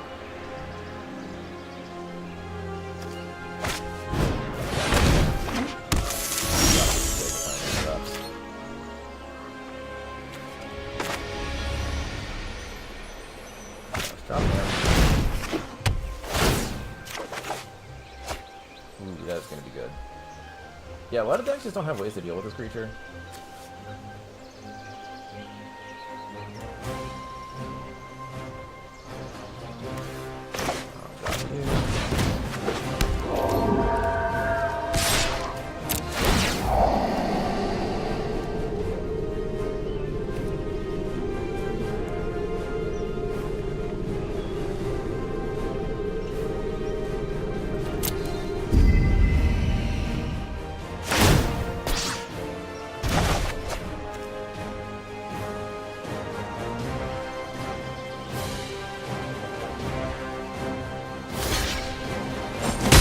The fact that this avails every turn works really well with my disinformation campaign.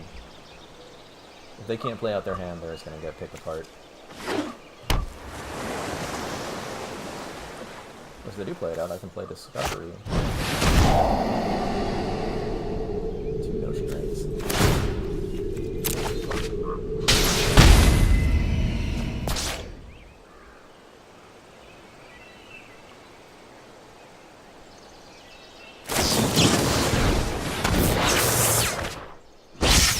It's a replacement though. I don't think. I mean, it's not really card advantage. It's just card selection. And I think people make that misconception. This one out.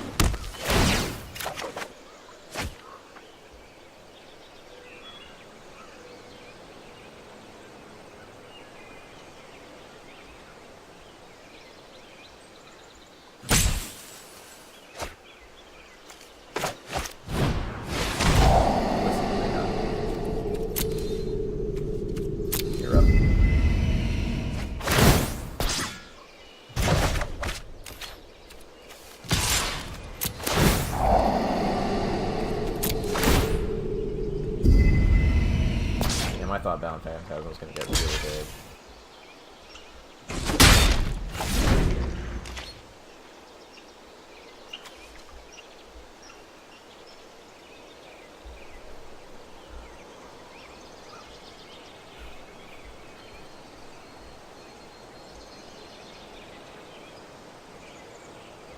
I'm not sure they can actually beat this guy at this point. They can kill it, but and now they got a land in hand, radical idea, and here. Alright, that's fine.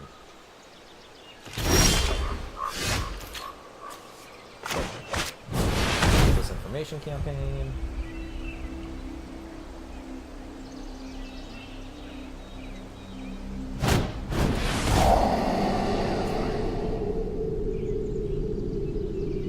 Letting them do this now is perfectly acceptable.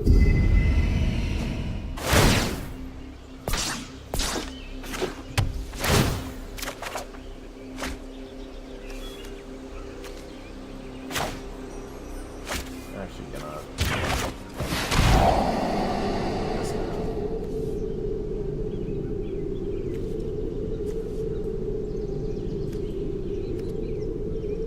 That was land.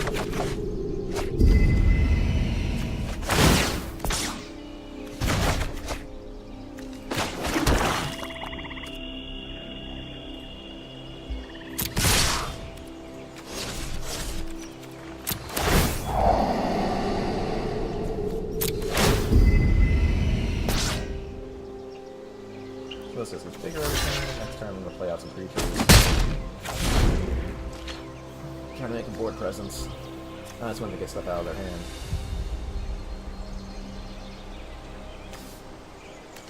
I've drawn so many more cards than them. It feels like I'm winning. I got a hand full of cards and they got one. And a Radical Idea. Now, a destroy spell does get me. I killed my Surveil dude. Yeah. That feels like a good play to do.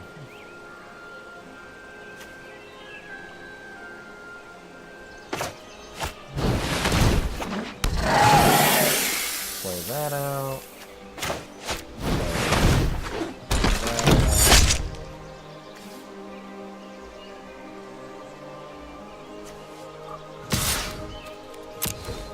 I think I'm okay trading with both of these. Because I'm going to have 2 death type threats. And I'd rather not get blown up by a destroy spell here.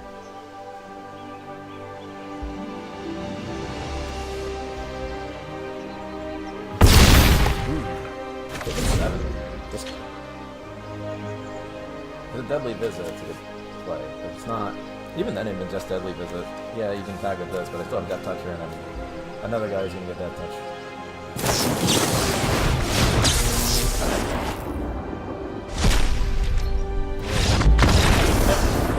Alright, let's keep going.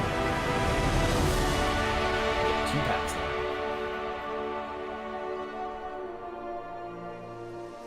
Oh no, that's right. There's sideboarding in this.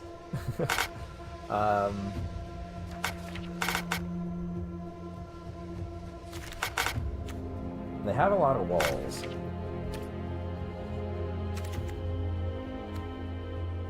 So I'm actually going to take out the Painter and bring in the Oregon.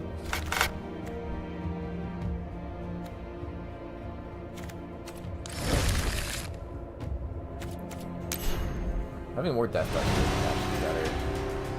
They have a lot of big idiots, and just getting Death Touch is really good.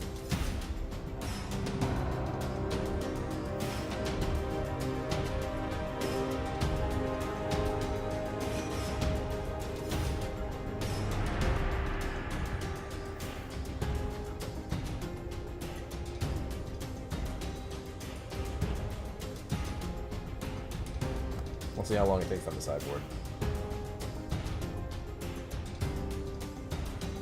The fact that we get 2 games, and this makes it, well, we get a best of 3 instead of just a best of 1, makes us feel a little better. Nothing feels worse than losing a Mana Screw in a one match game. The 1 extra loss doesn't actually account for that very well. We got first opponent held down. And then they just got hand attacked, so that's not cool.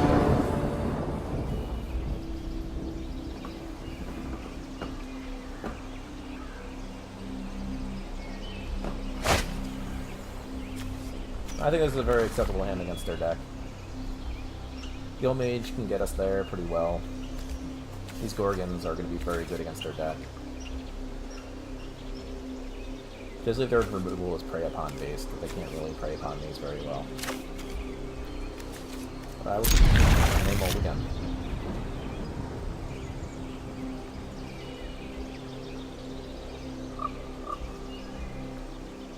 So it looked like they had the mirror spy bug, which is ridiculous. I wish I got some, but this information campaign is very good too.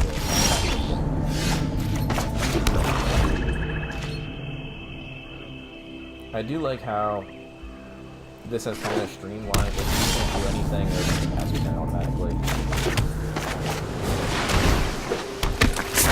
So I'm just going to be dropping a bunch of 3/3, well, 2/2s, and then I can surveil for 3 if I really want to.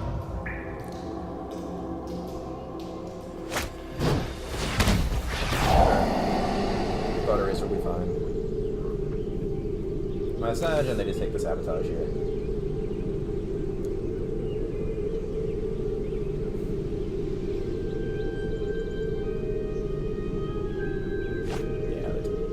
Spell, which is fine. However, I can't cast that, so I think it wasn't the greatest choice. Oh, that's on top.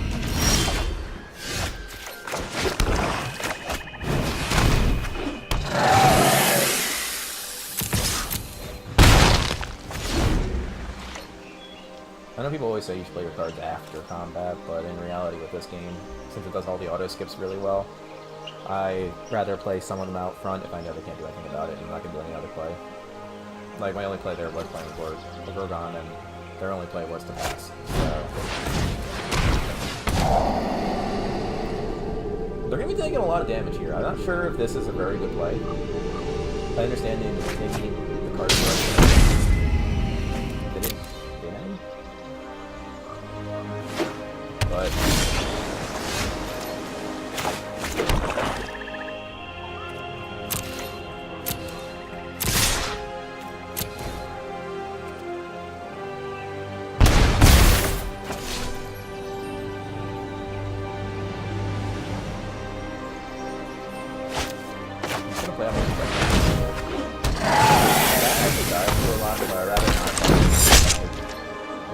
there's a sweeper, I'd rather not have this spec.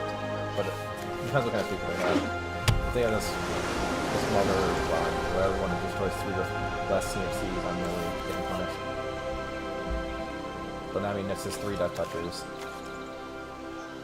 And then I can almost surveil at will, so.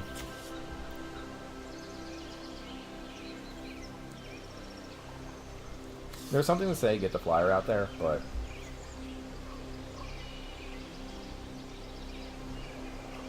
they do have the 1/4 spider in their deck, which blocks our bat a little stupidly well.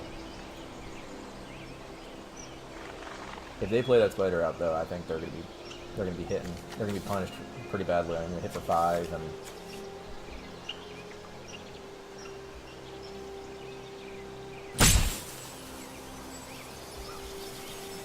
So they have these timeouts that if you're taking too long to make a decision, that they'll auto-activate. So like he already used his one, I have 1 left. And this shows them up, actually. So if this runs out, they'll actually auto-pass through it. Alright, yeah, they're gonna fight this. That's good for me. They can't block any of these properly. I'm also very relieved I didn't play this bat then.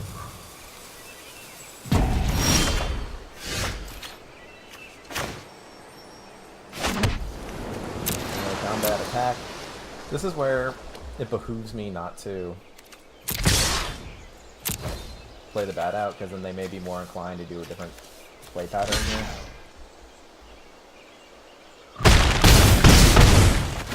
Now I play the bat.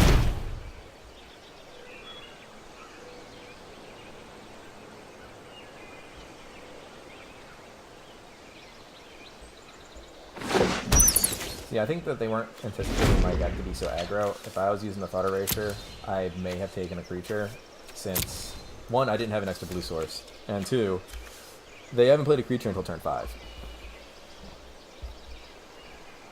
So right now they're sitting, I'm sitting with lethal on the board, 3 death touchers, so eventually they're going to start throwing creatures away.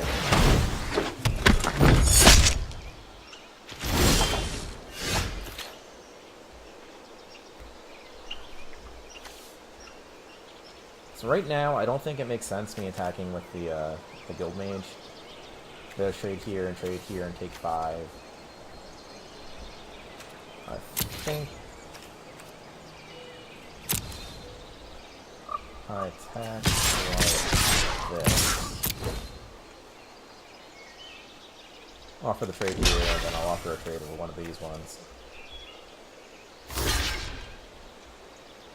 And if they use their combat trick, I don't care.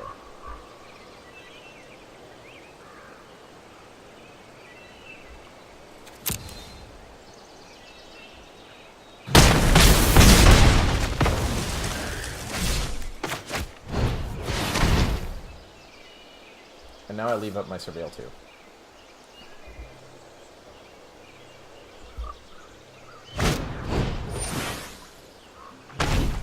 Oh, they couldn't play that because I had no creatures in the yard. Got it.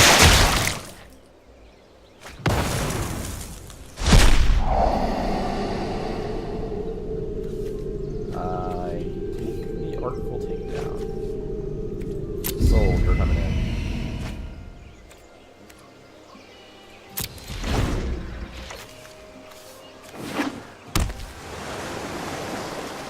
So I know their hand. And they have a Sinners for Sabotage. So that means that they're not doing much against them. Oh, you're just dead then. I accept.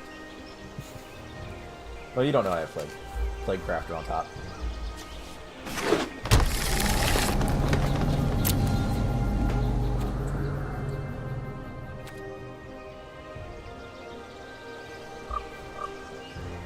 So yeah, now that they can't keep their counterspell up, I just play the Sack It to itself, and they sack their Spider, and I win.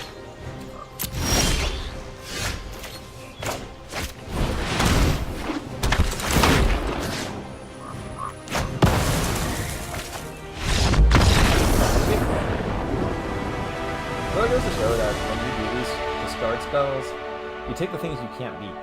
A counterspell they could easily beat. They should have taken the creature with Death Touch. Yes, this was a competitive draft. I think our opponent made some misplays. They kept a very creature-light hand. They didn't play their first creature until turn 5. So, and it was a 1/4 spider, and I was attacking with 3 Death Touchers, so it was either trade their 1/4 for one of my much cheaper creatures, or to start taking damage, and they just started eating damage, and eventually they had no spells in hand. Like, I took the Artful Takedown, which they probably should have used earlier, and didn't. Hey, look, Disinformation Campaign.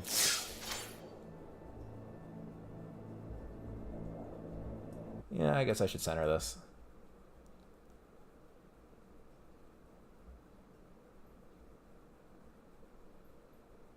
So I just didn't want the chat to go too far over it, but...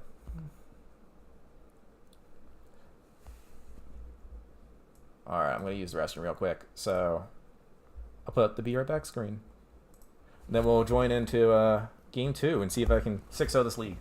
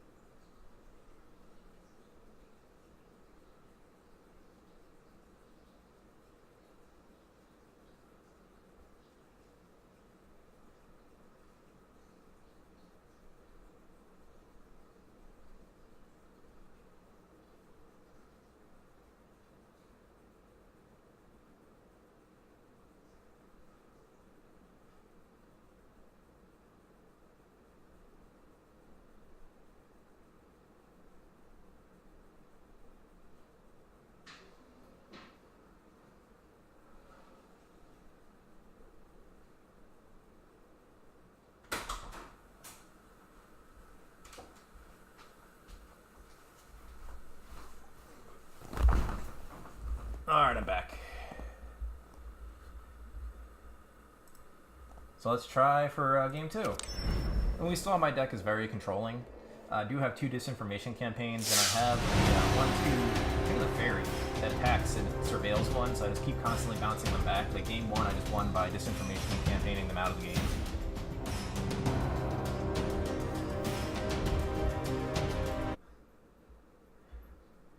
But overall, I'm very impressed with Arena. There are things I don't like about it. There's things that I just don't flat out work. Like I tried using the Is It Guild Mage, and I could not use its copy ability. It flat out would not work for me. I shouldn't have to do tutorials to figure it out.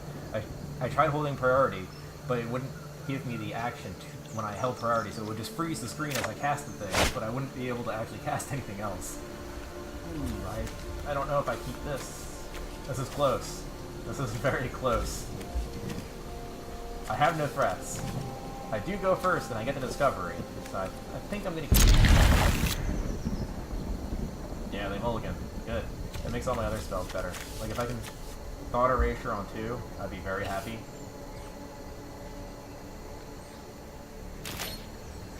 Play this swamp. So this isn't actually going to give them a lot of information either, so let's see what I'm going to get their Aura. They can pay for doing this. Alright, so I'm actually going to play out my right, I think. I'm going to start getting this. I could block the healer, hop heal up here, kill it. Yeah, that would block me. Alright, let's start disinformationing them.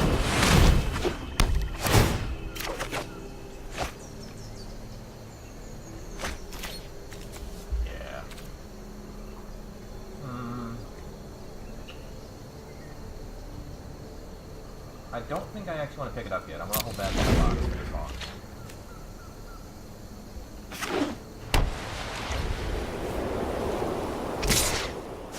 So it's not going to block this 2-1. I don't see your purpose. I have 20 life.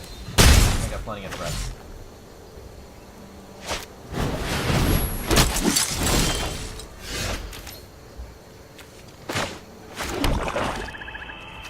So what I'm going to do is...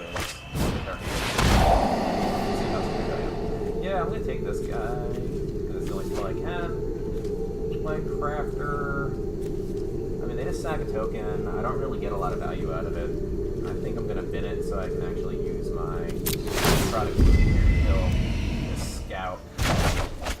So what I really like about Arena is that when you, instead of like there's a reveal zone, like it actually just reveals the cards in our hand. And I really like that. So I'm just going to hold black on defense. Keeping up this necrotic wound to kill this Sky Scout. Getting rid of this hammer dropper is very good for me because I don't have a lot of good ways to kill creatures in this deck.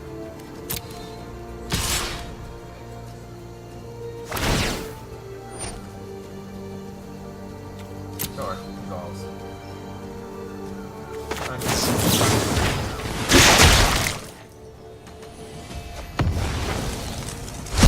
The very nice thing is I can actually, if they can't keep my spells, then I'm just going to start making that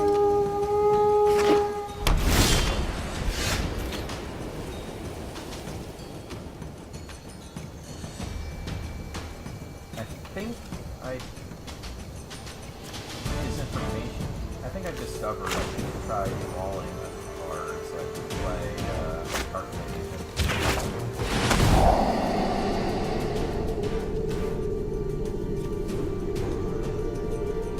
I don't want you. You don't block very well. I don't know if I want you or you. I think I need it. See, I did get punished by the auto tapper here. I should actually have to distract myself.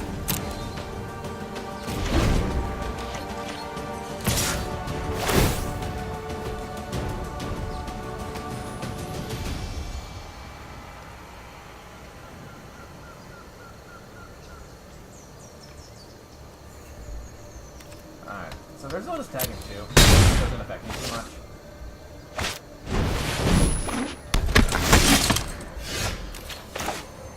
The -1/-1 card is very very good against their deck.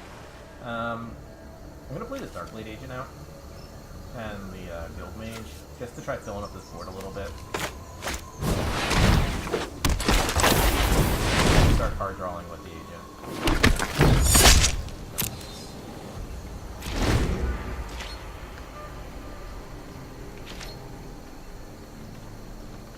Like I said again, if they hold cards in hand,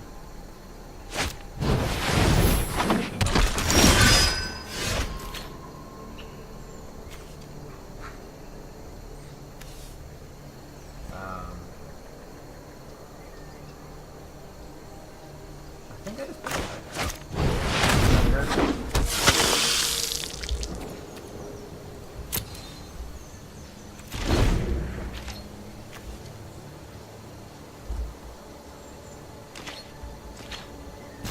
Alright, now I get to start picking apart their hand. Campaign. If it's a pump spell, they gotta use it now. If it's not, yeah, it's a land.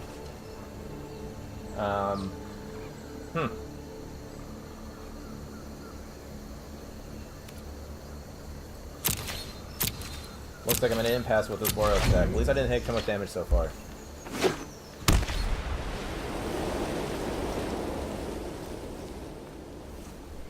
Yeah, they're just gonna start playing out all these lands.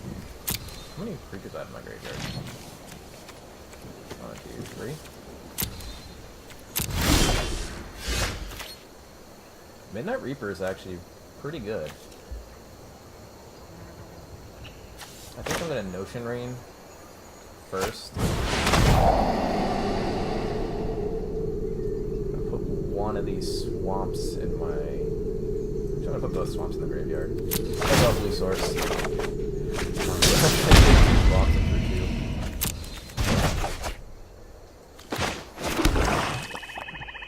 Well, now I'm just excited.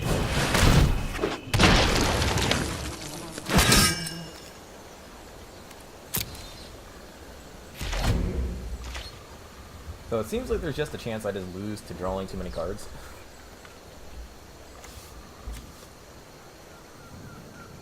So I'm going to start hecking through these.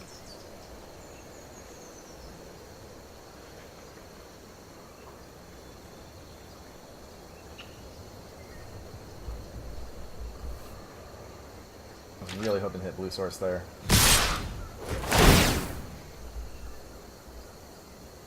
Yeah, it looks like they're gonna...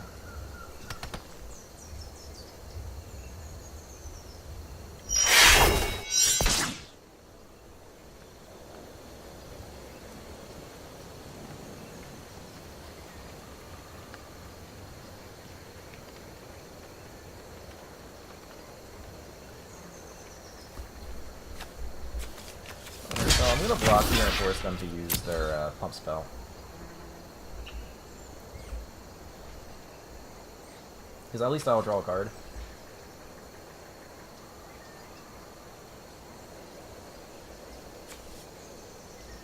Oh, I didn't realize I attacked with everything.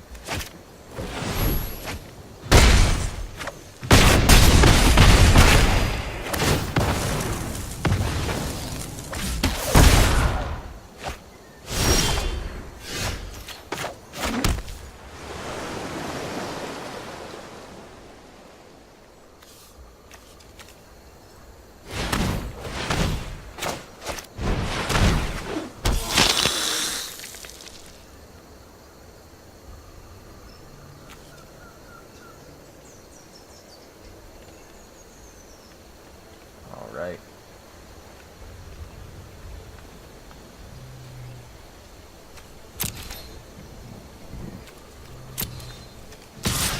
Back here.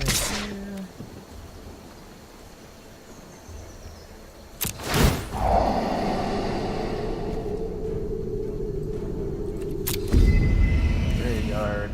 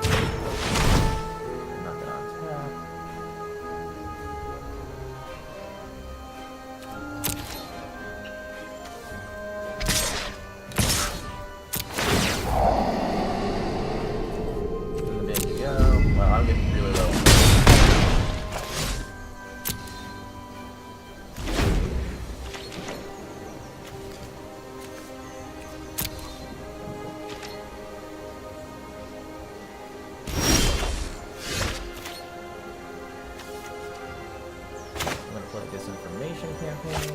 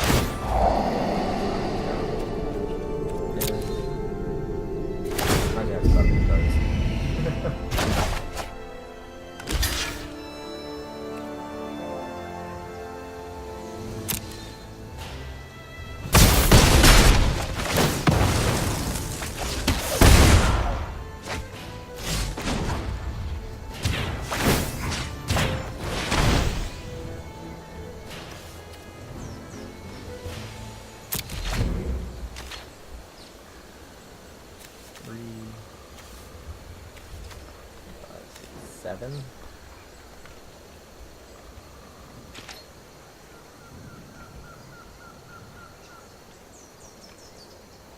Keeping this bird tap down has been very helpful for me.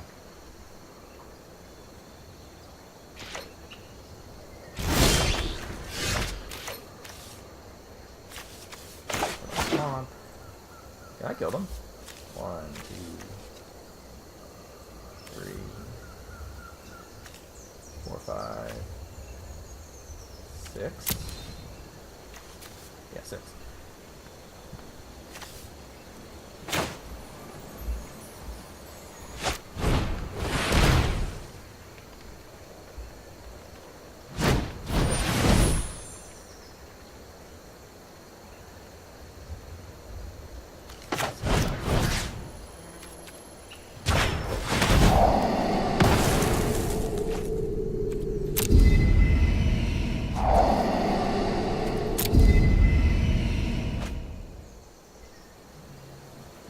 Play out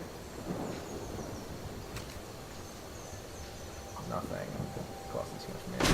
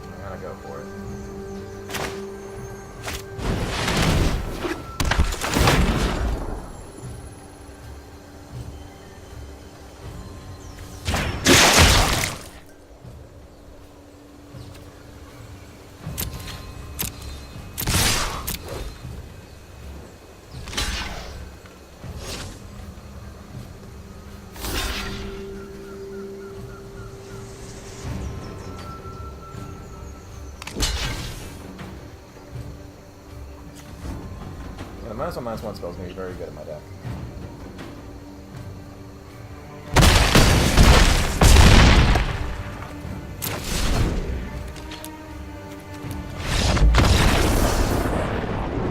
Let's say we're out of cards in your deck.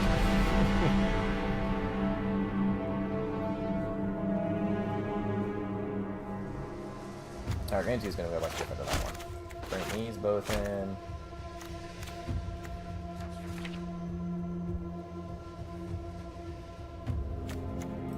One disinformation campaign, and take out one moderation too.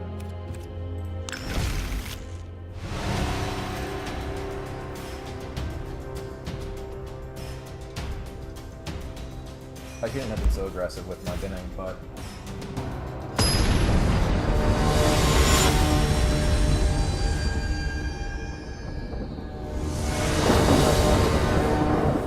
We'll figure out a bunch of X1s.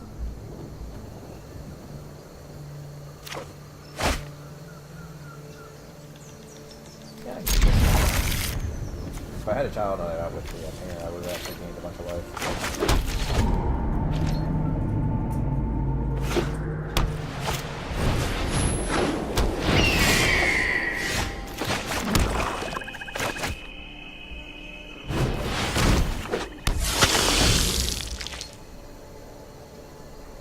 I want them to play out as much as they possibly can with this favor.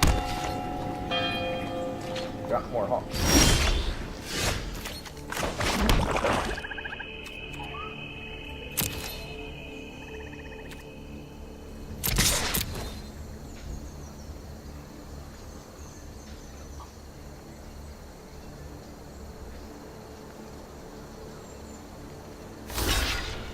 I guess I can put Reaper out.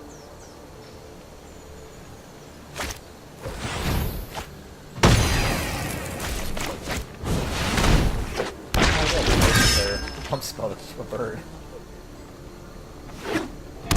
I'll take that trade anyway. This card's a bird,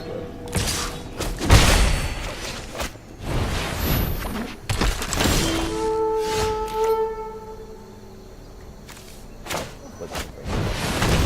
Get us started. I like hitting land drops.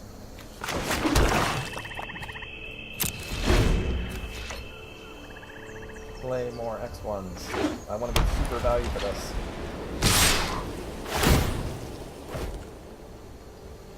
Oh, wow. That's not an X1.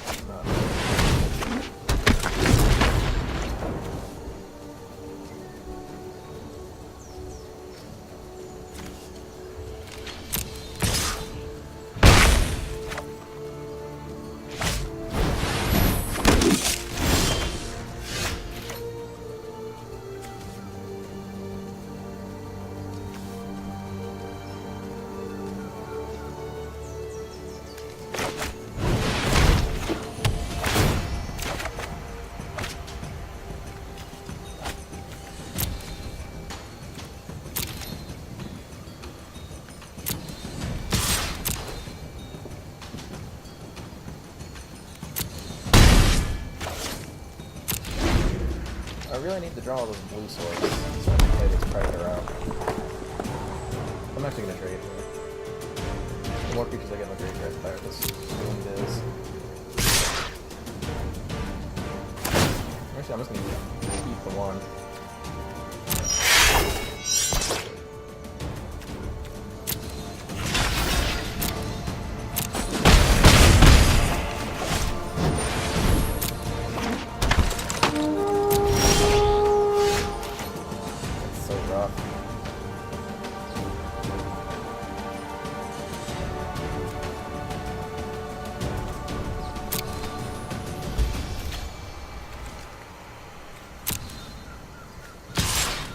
One attack.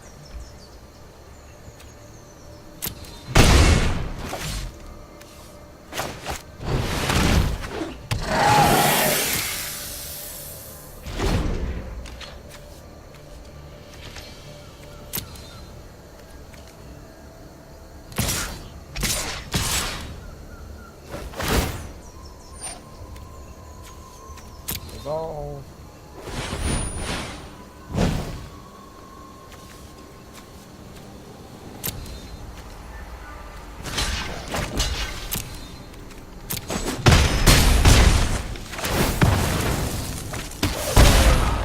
Hey, it's an island, good.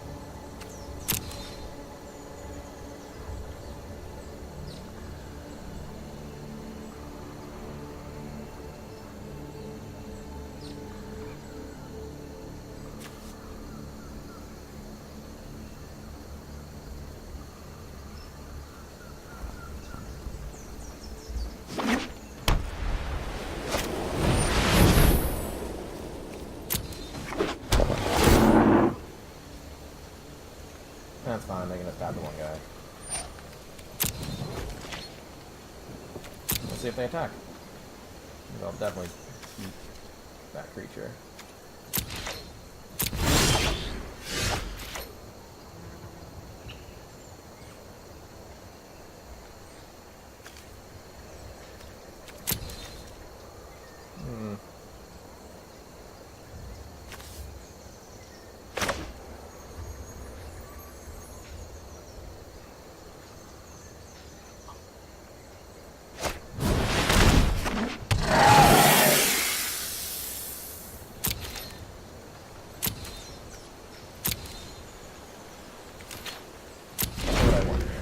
I might end a turn, try to surveil, put a creature in the yard.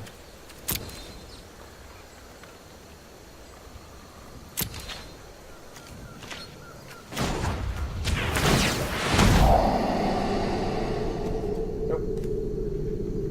You get big fast, I like you.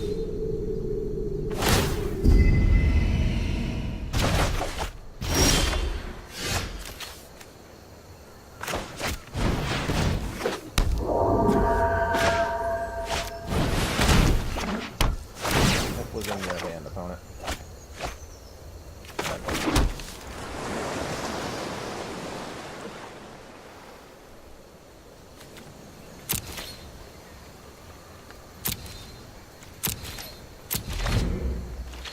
Alright, I'm gonna eventually win this race, though.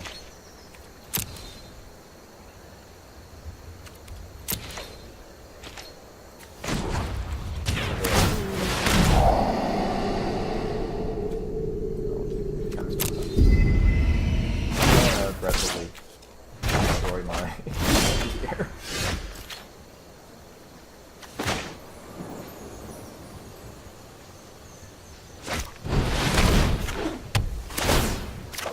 Since they're a Boros deck, they do aggressively play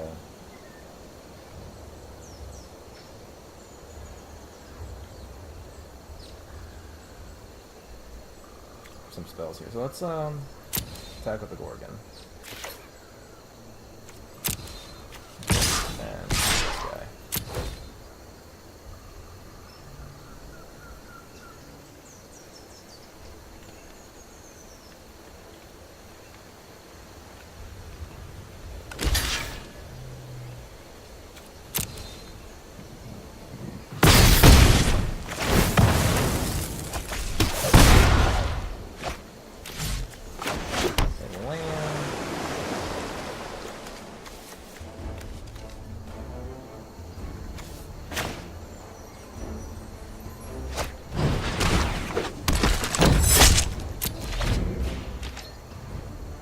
I can always surveil to eat this and then be there.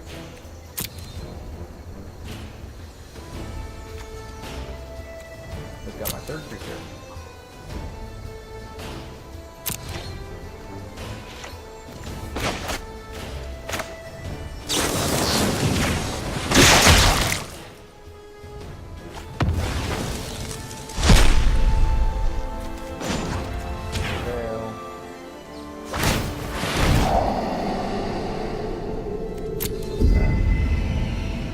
At this point, I'm just surveilling the guy.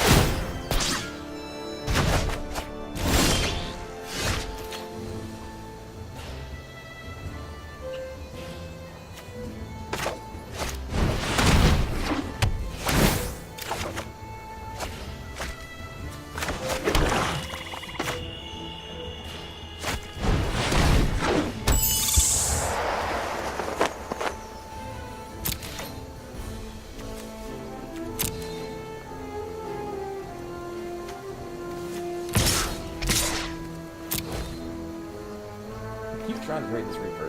It's eventually gonna kill me.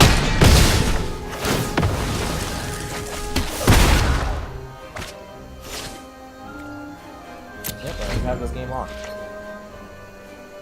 This will attack next turn.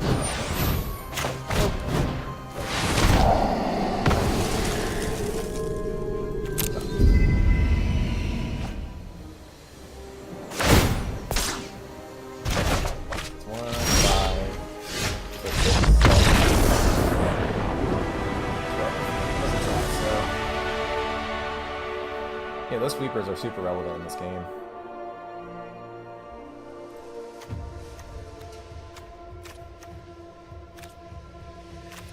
Maybe this wall is actually decent. Nah. So killing that 2/3 flyer was key. It allows me to start attacking with my Predator. They don't get a very good blocks on the Predator either, because it has Death Touch, so even with their pump spells, they die to it anyway. Which works out well for me.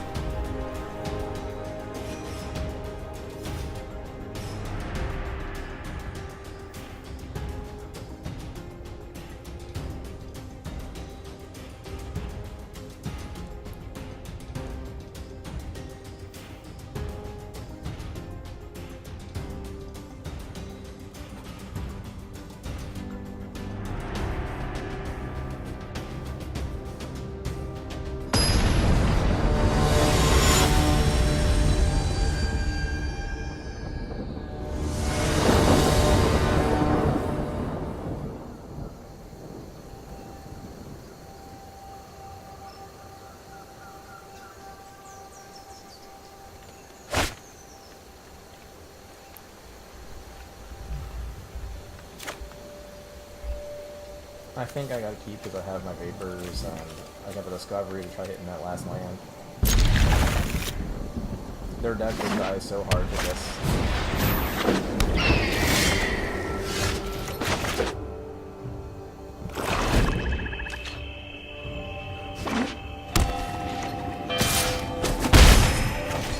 They may not be so willing to play into the sweeper zone that I have them.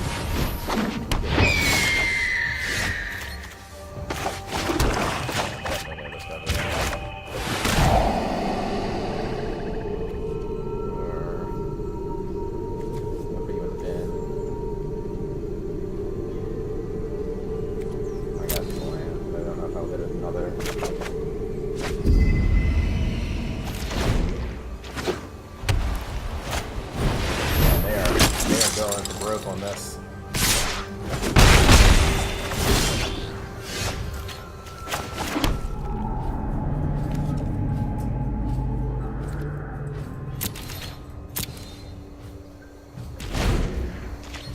This may encourage them to play out more cards.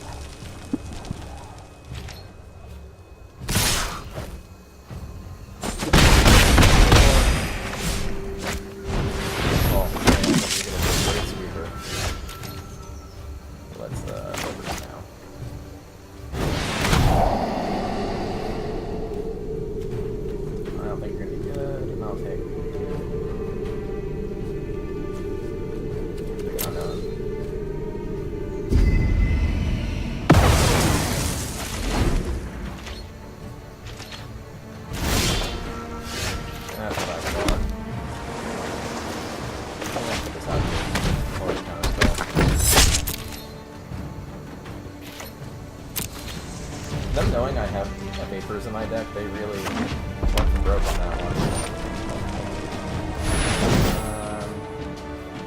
I don't think I care about this card. Yeah, you decided it was one more death touch, so...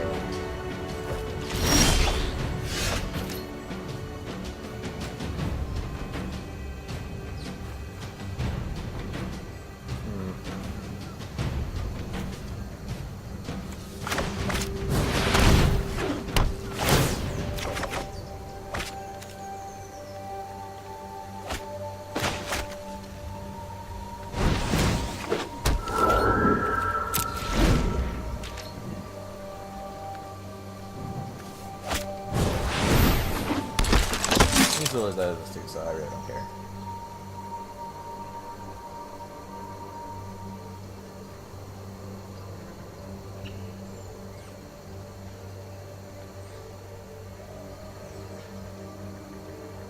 You want to bump this everything, I'll let you. I was Death Toucher. It feels good,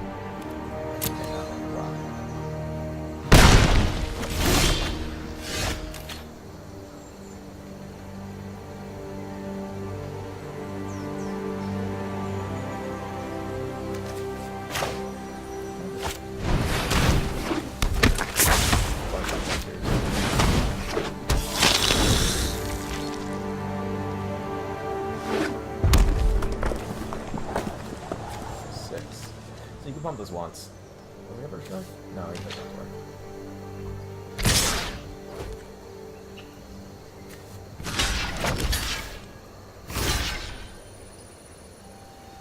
Deal.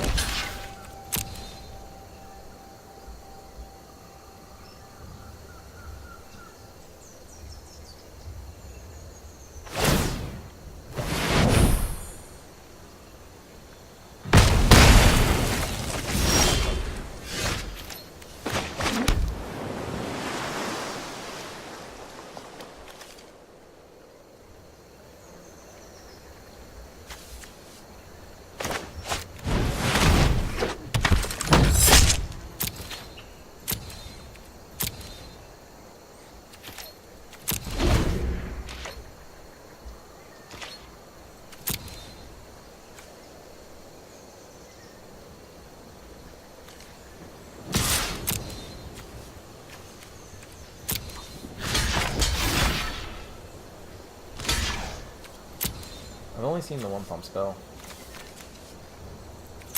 I haven't played it yet. I think taking their creature off the board though is very good. Yep, it looks like I'm probably going to win this game.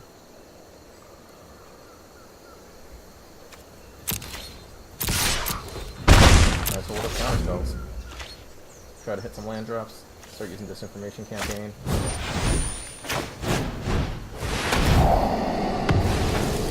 One's not exciting, but I do want to do this.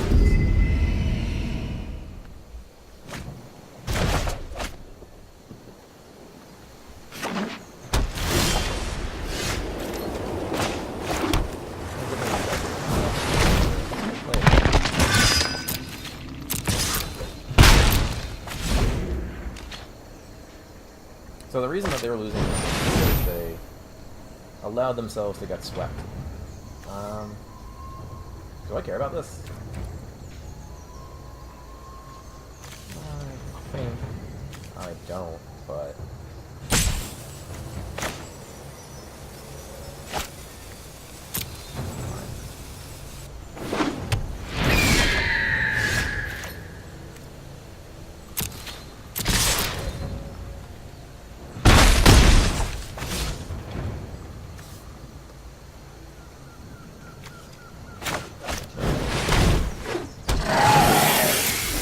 I can race with 1 damager, I really don't care about it. Plus these two can get Death Touch and a simple 3-2.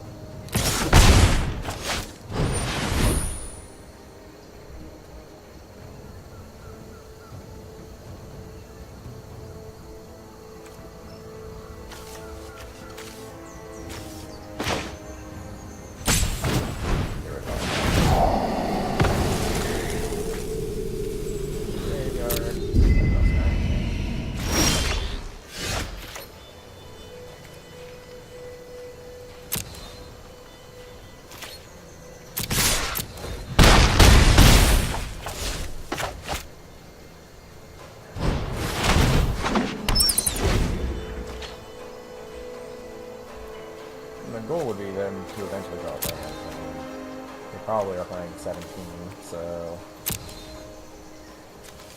that's 7.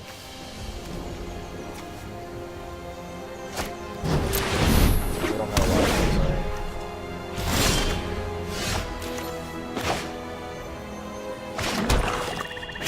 Like there, like Crafter, Attack my Reaper.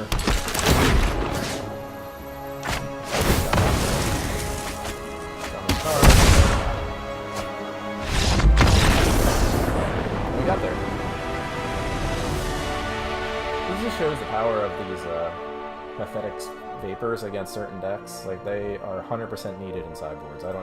If you can't take them, then if you don't take them, there's something wrong with you. They are so valuable against this Boro aggro deck. As you saw, like I would have completely lost that game if I didn't bring them in the sideboard, but they won me both sideboard games.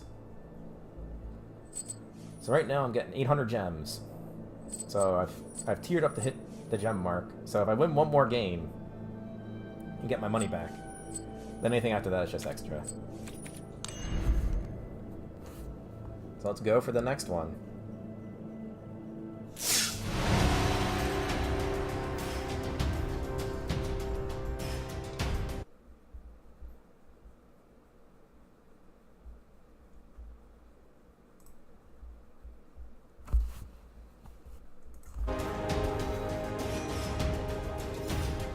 I think it's fun to have these like, little tips on like what a deck is.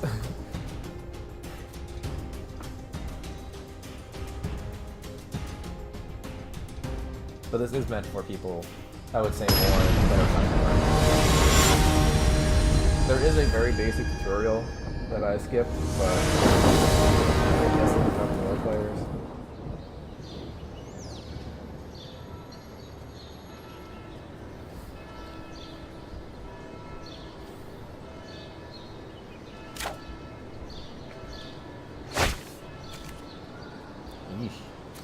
I mean, I have a bunch of good cards. I have Midnight Reaper. This card has just been fantastic. I really like this card. I'm actually excited to try playing it in other formats as well. The fact that it's a zombie knight kind of helps. So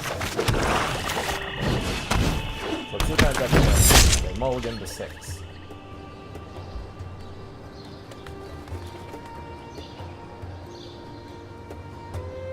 See, my deck specifically punishes a lot of people for missing on land drops and missing on in mulliganing. Since I have 2 disappearance campaigns and a bunch of people, just picking apart their hands is usually very good. You've seen it before, like I've just drawn like almost my entire deck, so I do have to be careful with how much surveilling I do. I think the next card I play is Midnight Reaper. They're gonna most likely start killing stuff soon. This black-green deck is very good at killing cards.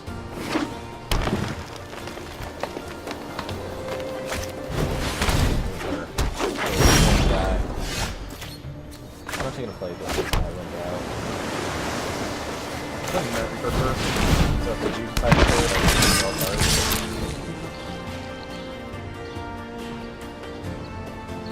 So we'll see if they want to trade their guild mage for my guild mage.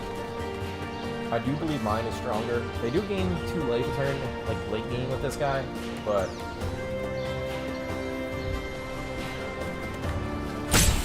soon this Bladecrafter also just draws cards. The sack will probably be able to poison it. Force them out to sack something. Oh my god, this isn't that hard a decision. There you go. This works for them to do the gross stuff, but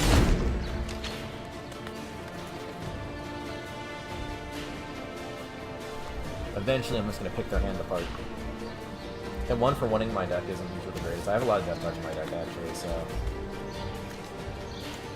I'm not sure what I'll bring in the sideboard. I might actually sideboard in the 2 Visit Charms and the Mountain and bring in the tap, heal the 2 damage card, because that is actually very good against the green deck. The green deck has a lot of big creatures, but usually only like 1 or 2 of them, because they're usually sacking everything. Oh, do they stumble? Nah, they're playing Magic the appropriate way, where you don't drop a land before combat.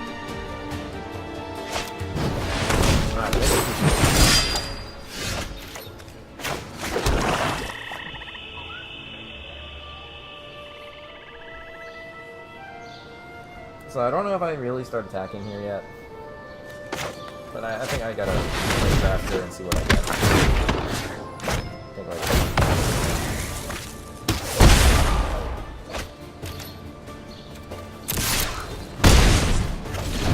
think now I have 2 3/2s in play. I can start drawing some of my disinformation campaigns, then I think I can really get this engine going.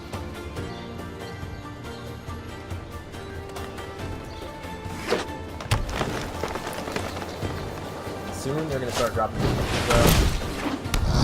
I do not want them.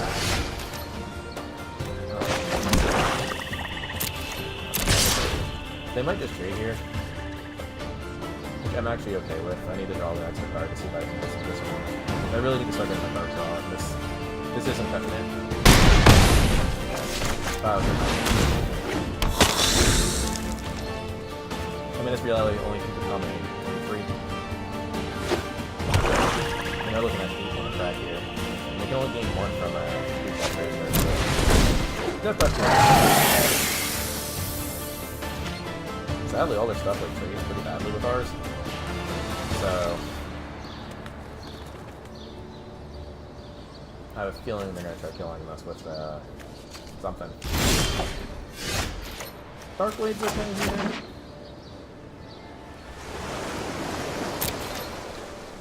I am actually just gonna attack out and see what they trade with. Because even if they eat this, I draw a card, and they trade here, I don't draw 2. So, drawing cards at this point is a lot of the game. Even if I don't clear their board. Alright, yeah, now they're finally killing the Night Reaper. I mean, the fact that I'm already. Alright, there's my good. Ooh, and my Night Ghost break. So, this is how I get my speed going. Draw the card. Play this card, the swamp. Play this wire. The fact that it's surveilled every time it attacks. Good luck. I really don't care. So I have 3 creatures in my graveyard already. That is surprising for my deck.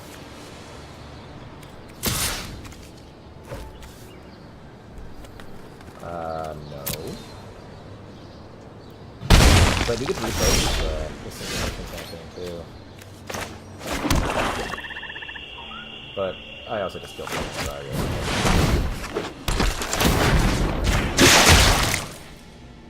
This card is insane. I don't know why more people don't play this, but I thought I'm just gonna dome them for 7, and they can't do shit about it.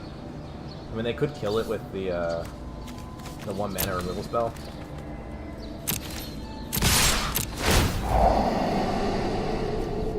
Yeah, our flyers are weak, so they're dead.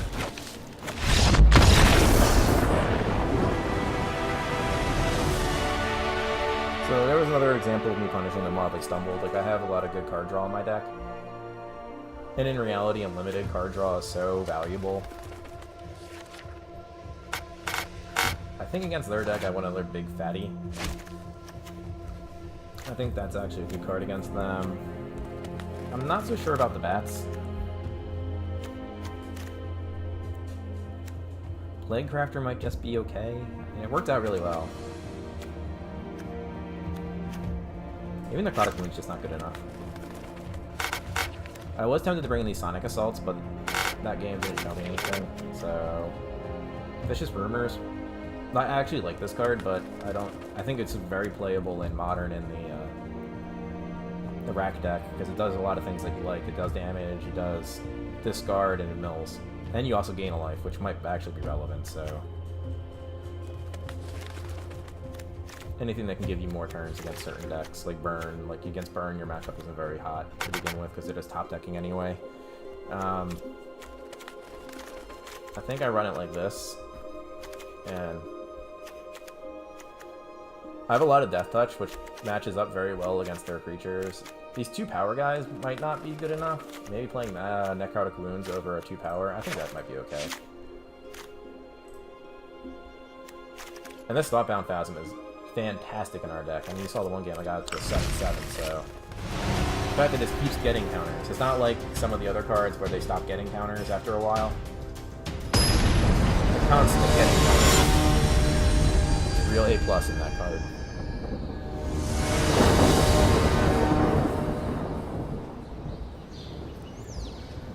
So if I win this game, I get my money back, and then I'll just keep going until I lose. So I get the combo here. I get turn 1 this, turn 2 this, and then like I'm gonna curve out really well like that. If they don't kill this sprite, they're just gonna.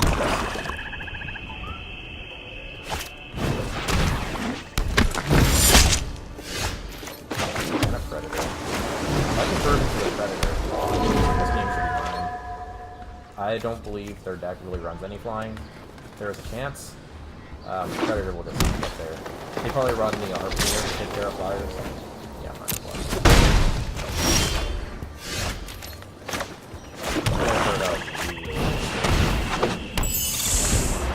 This sprite is going to make this Phantom attack very quickly. But they have the Harpooner, and this is a great target because it doesn't have a lot of power.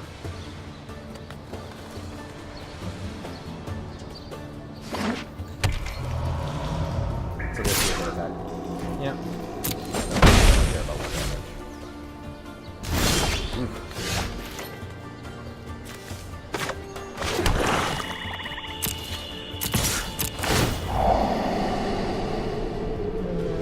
Go with land.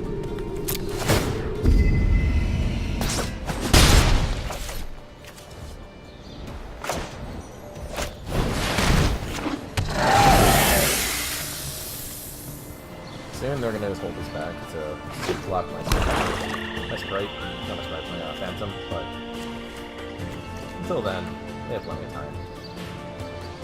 The nice thing right now is they had no way to get cards in their graveyard. This green-black deck needs creatures in the graveyard. Almost all of their creatures are graveyard-centered. So it also doesn't incentivize me to kill this. They're so heavy with graveyard base, there's no point in helping them put creatures in their graveyard.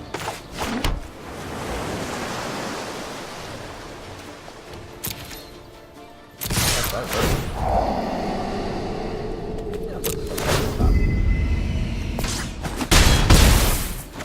I think I'm gonna play the Predator in. And they're only putting 1 damage on me at a turn. They will eventually just be able to kill this. If they use a Deadly Visit on my 1-drop, though, that is fantastic for me.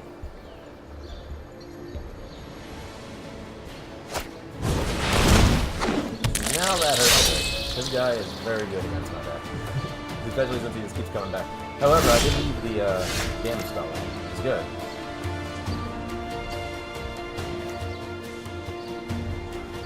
Alright, so I just go to combat.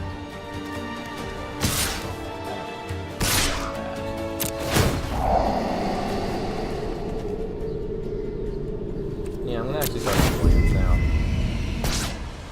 Now this Phantom can attack, so they're gonna be incentivized to not block this so readily. Well. I'm gonna trade the Gorgon off.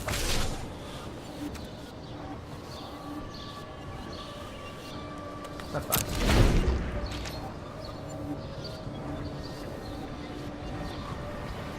Now I just slow down the game here. Look at they're trying to kill their graveyard. So I'm not going to attack my Predator, which is a very good card into this cross form, which is also very good, but not nearly as valuable as having a flying Death Touch. That's proof. This card is just ridiculous. Now this Imp is annoying, but I'm gonna let it go.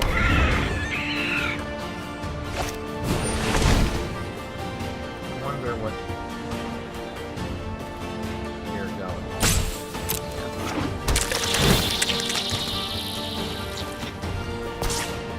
Okay, so maybe you want to trade it off so well. If I attack here, I think I like it. If this dies, I don't need to sprite out.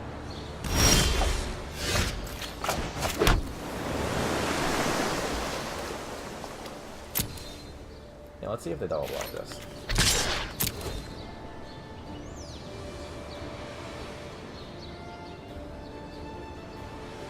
I mean, they could just throw the Beetle in the way, but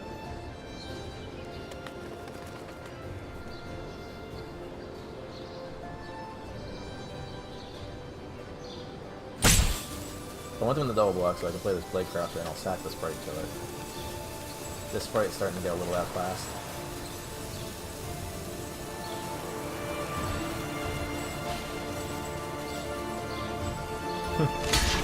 Oh, you got it inside.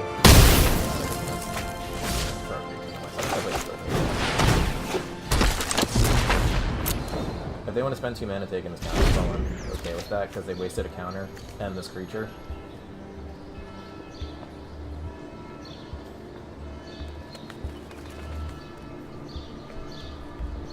And if they play something out beforehand, I'm just gonna sabotage it, and then they can take one of these 2 cards, which I really don't care about. Making me to start creatures actually is pretty favorable for me. And I'm slowly just gonna start eating everything anyway. Especially since now I have a surveil engine, but this is just gonna get huge. I think they possibly should have traded the bug and the Crawl Swarm for the Phantasm.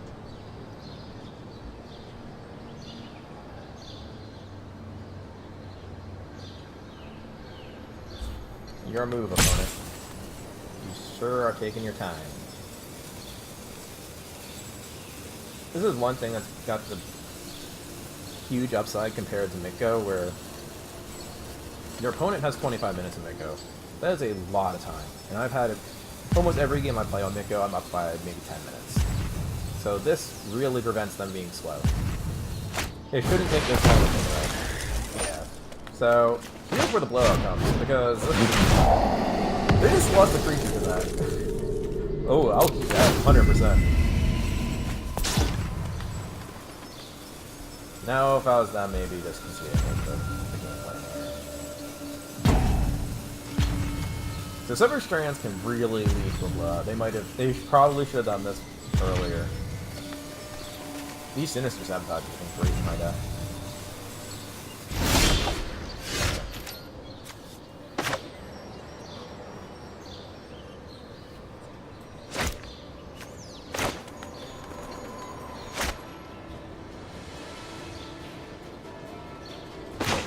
I think I just play this.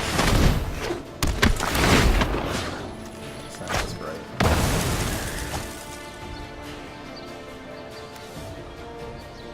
Go combat. Back.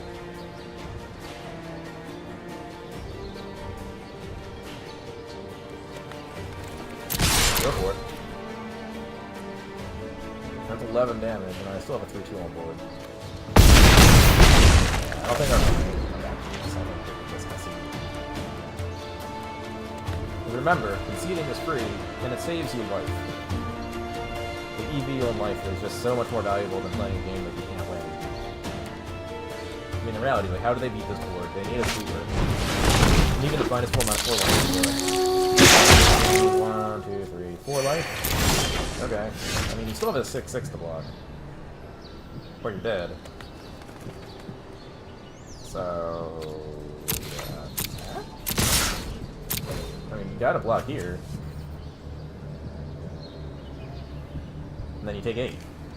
Okay, no matter what, you're dead.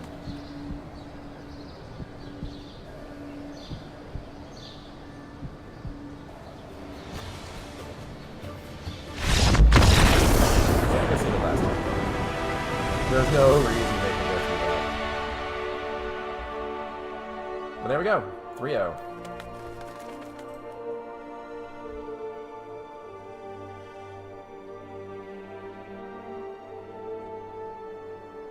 Yeah, sadly my deck actually doesn't have a lot of answers to creatures. So I can get outclassed pretty easily. But we're going for the 5-0 right now.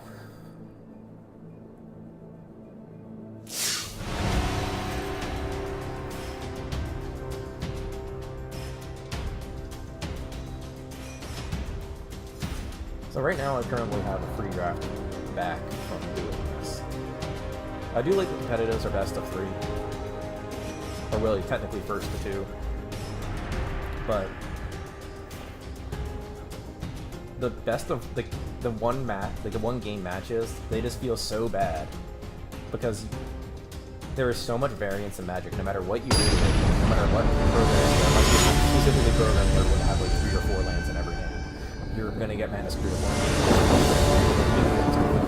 Because you can only lose 3 times, and it is very realistic that in the amount of matches that you're playing, that you could just get mana screw 3 matches in a row and just lose all 3 of those matches and feel like crap. Like, this hand would be good if I had more lands, but that's every 2-land hand. But, see, this is what I'm talking about. Like, I'm gonna keep this and get punished.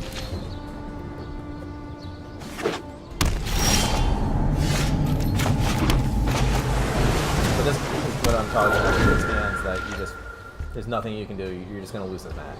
Like, if I draw lands, there's no way I'm winning this game.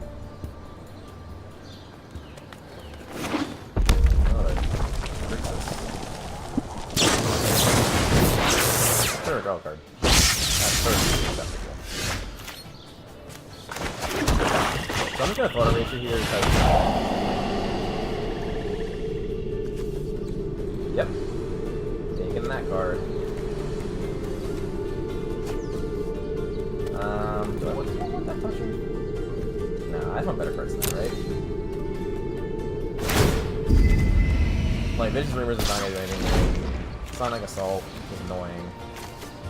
This Drake is good, but even then, they still have to get to that much mana. This is the nice thing about being so mana heavy. Oh, I lost my gold finish. That would have been nice. But if I start drawing scale stuff, it's going to be very hard for them to beat this hand.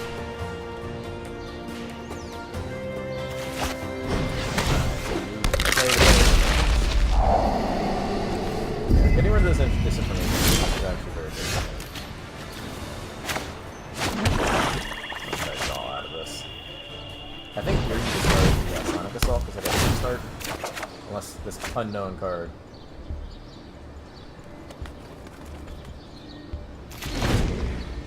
Yeah. Well, good. I get to get rid of their Drake for free. Now one expects the second disintegration.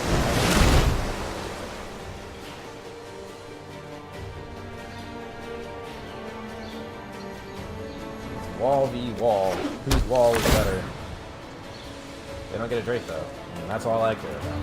If that was them, considering... Ooh, I get Team Reaper though. I mean, my hands come out really nicely out of this.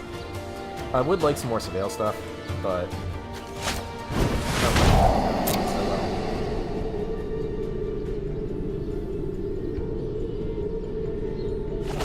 Yeah, there's...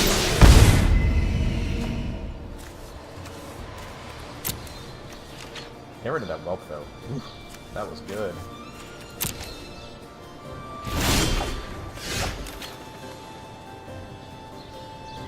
I think I play Dark Blade Agent in case I... Nah, I'm gonna play the Night Reaper.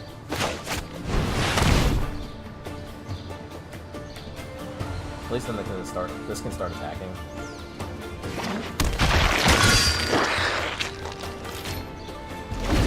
And if they start trying to kill my stuff, I can draw some cards. They do get a free redraw and a tap 2 damage, but I think I should be okay. No, I'm not. This crab runs very well.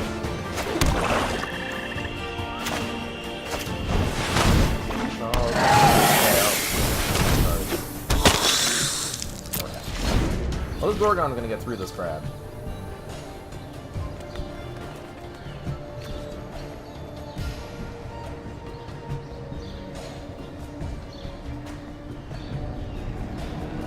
I missed the good old 1-5 for 4 mana. Or was it 1-6? They can't sack this yet. And if I can start picking these back up, I can start hand tacking them again.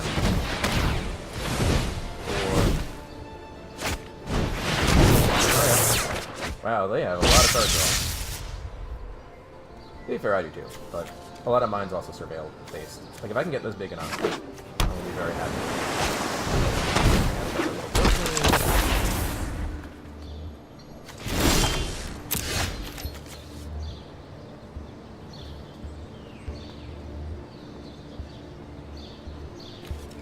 I'm just gonna discover trees.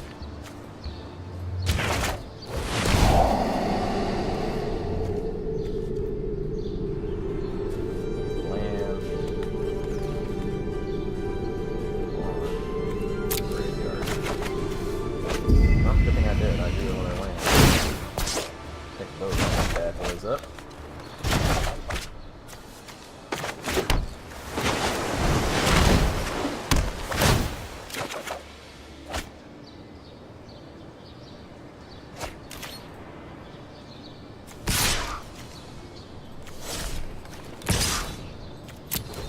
Now it's to start pounding through with Death Touches.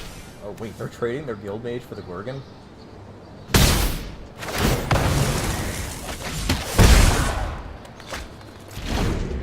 I have Predator, which will get through their game pretty fast.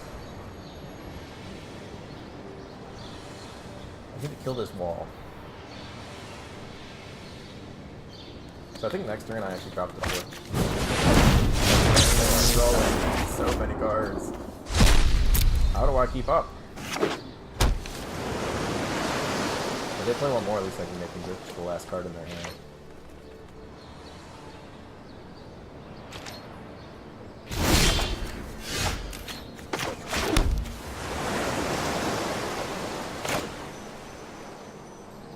Yeah, I'll play this.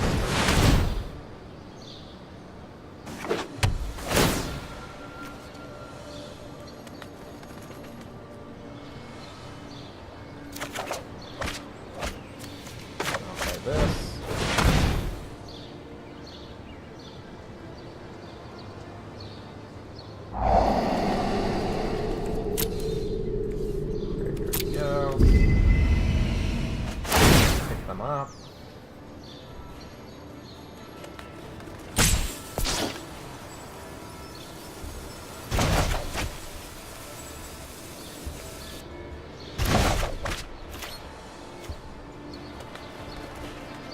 Yeah, I take this card very highly, actually. I think this is almost first pickable in certain packs.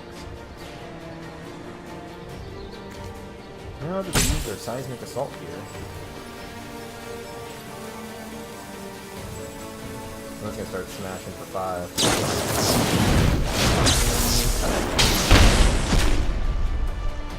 No attacks.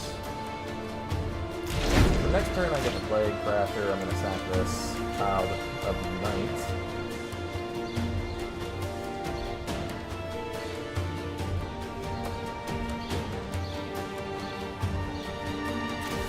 Here, I'd use Knives like this turn.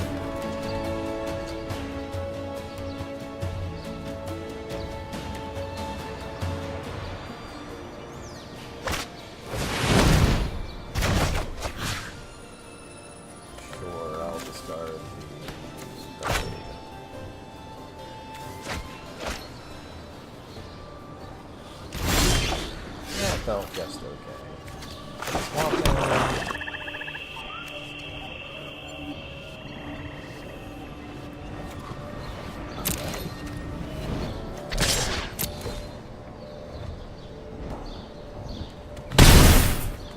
Man.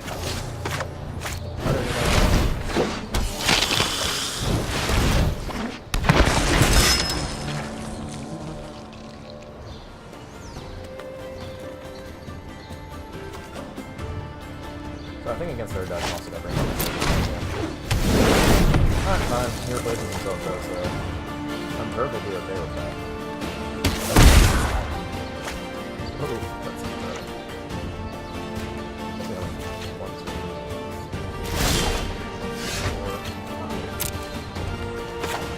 Go out there.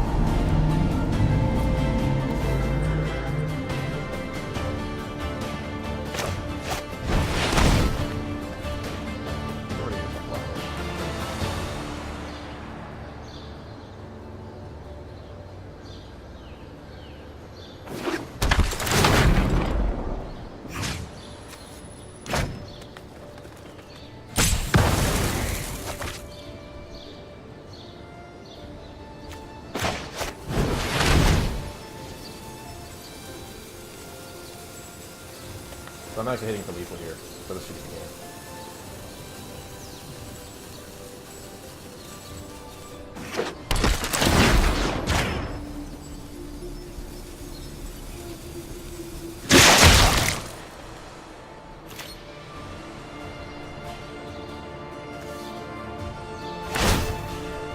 So they're sagging this, but they can't cast any spells.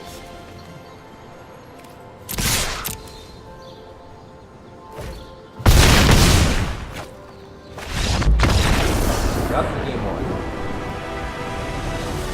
Looks like my control is a little better than their control. So they draw a lot of cards, and it seems like they only draw cards. I didn't see a lot of threats. I only saw the wall and the other wall. So I'm going to bring in the other Gorgon to take out their wall. Oh, and it crashed. Very nice.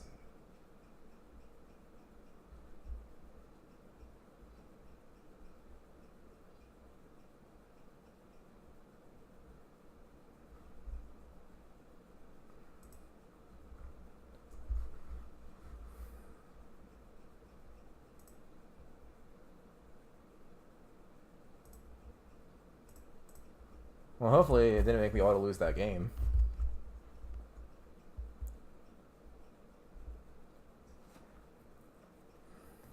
That'd be very upsetting.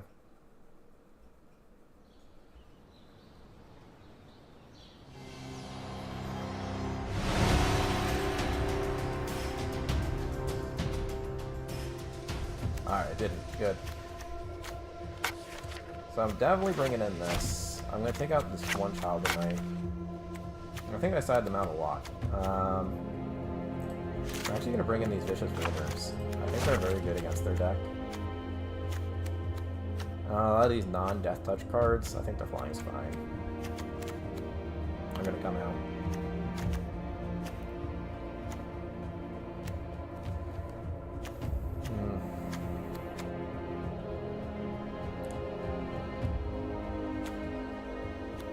Actually, I think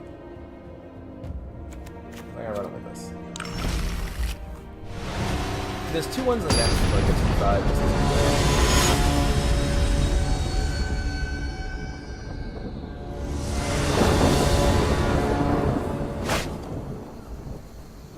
But if anything, I think it shows like how powerful these cards are. Alright, now I'm actually just gonna play really badly off the wall here, because I want to get this sprite out as fast as possible with this Phantasm.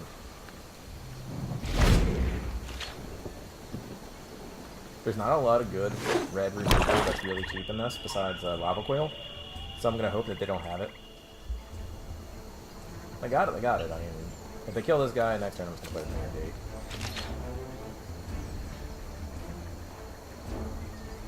But I want to get this engine on as fast as possible so I can start scrying and I can start pumping up. That's reasonable to me. I really like Discovery. I can't believe this card's uncommon. It is really good.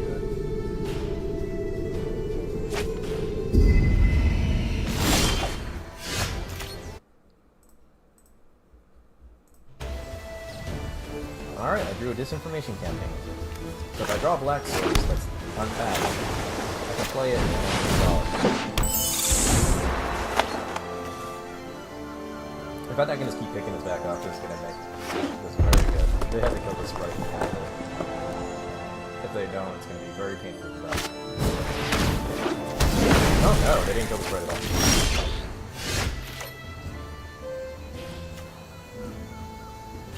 Deal.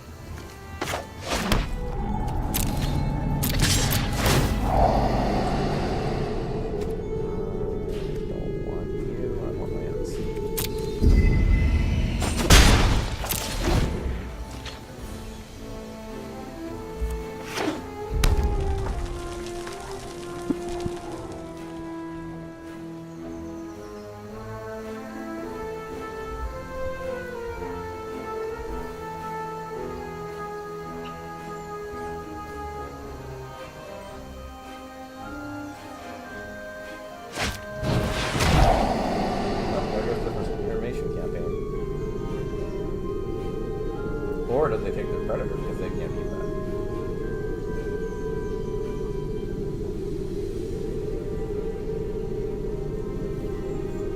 that black source. Yeah, they took Predator. They can't be Predator. That's what I thought.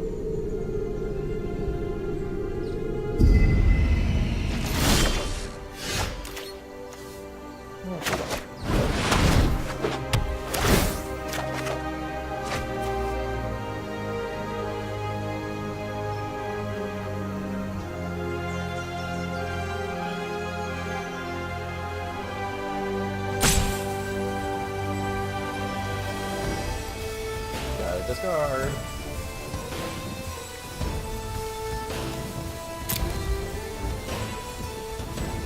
That was a tough choice for my opponent. It's like, what card do you want to lose to? This information campaign or...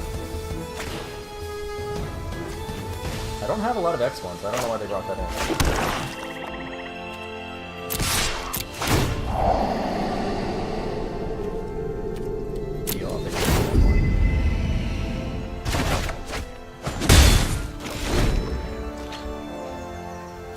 Being able to play out some threats and this information campaign is very good for me. Like their ground base 1/1 blockers that are death touch are going to be very good. You draw a card.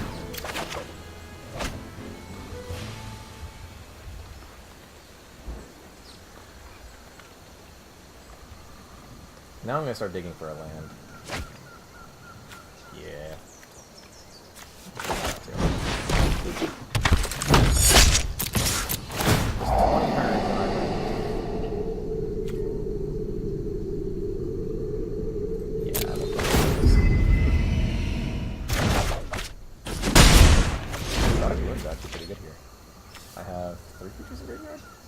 Yes, I do. So I can kill one thing, actually. So I can play the next campaign out, kill a creature. Sure. Got him. Wow, you brought in 2 miss. Damn. You planning to cast them both in one turn? See, the questionable thing about this is they know I keep picking up this information campaign. Are they willing to discard like their entire hand to this card?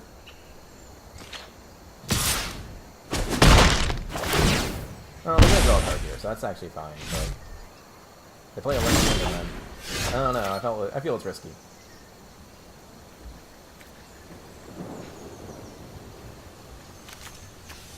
So I'm actually gonna play Discovery here. And dig for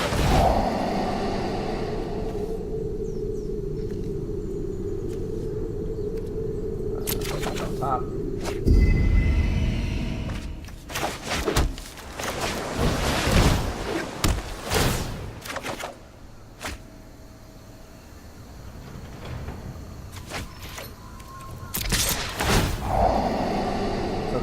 Putting a lot of pressure on me though, so I am very willing to just constantly try these out. Because I have a whole hand full of pressure. I mean, in fact, I'm still at 19, like, and they got 3 cards left in hand.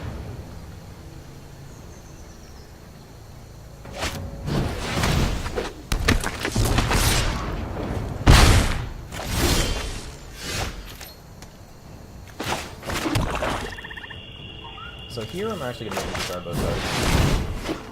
So we can go into top deck mode.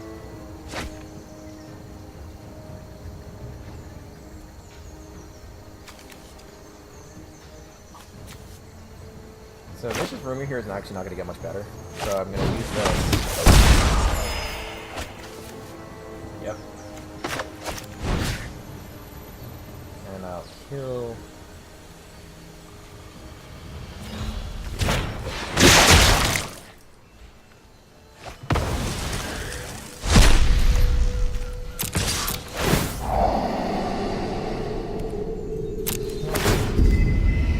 I don't want to build myself too much either.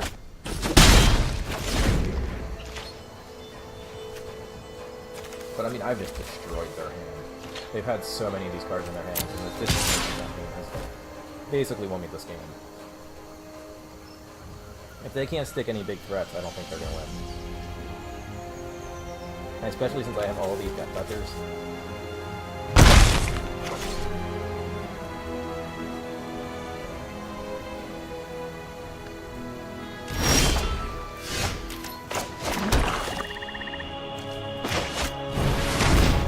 But but they know they can't have cards in hand, so they're basically never casting anything. Wow, 2 Devious cover-ups. I do not like that card.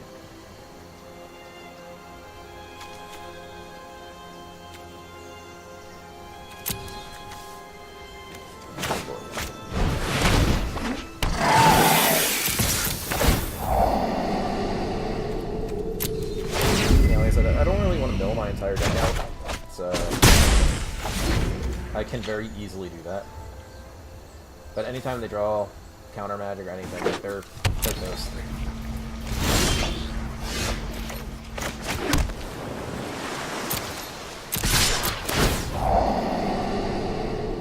Yeah, graveyard. They're not gonna have a hand after this, so.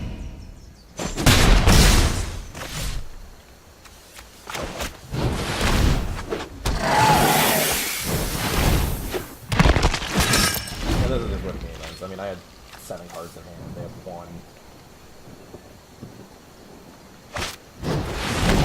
Now they have 1 more, but then I'm going to be able to cast them, I'm going to double campaign, make them discard them. They saw the writing on the wall, they know this game's over.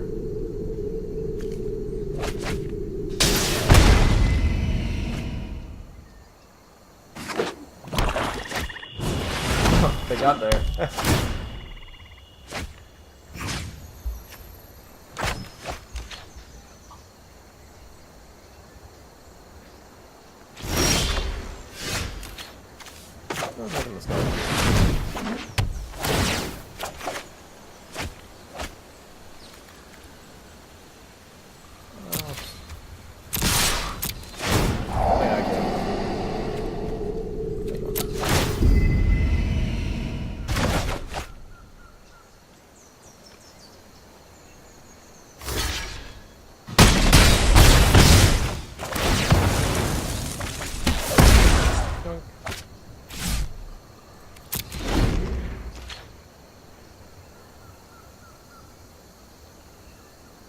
Now they just lose. So much more pressure when you counter their actual spell here. Yep, and that's it.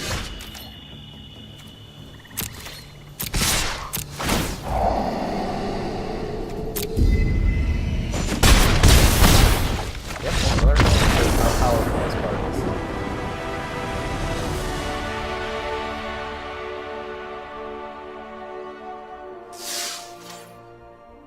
Alright folks, that was 5-0. Let's see about... Oh no, it's not letting me play.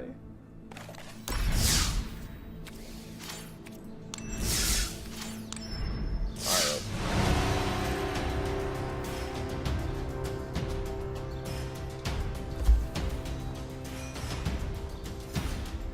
So it looks like we're getting close. Like we saw, like the cards I took against aggro was those vapors are fantastic. I don't know why our opponent brought in those vapors against us, because we didn't show them a lot of X1s. Maybe just 1 or 2. I think they're hoping to be able to double up on them and sweep the board, because I did show a lot of X2s, but I think that's a poor decision because that's turn 6, and you knew I have a lot of hand attack. I mean, you saw 2 disappear and 1 thought erasure. I don't think that was a smart decision on their part, but maybe they just thought they had dead cards and they couldn't. Alright, I got a nice card here, I can keep this. So we'll see how badly I lose to like an aggro deck here.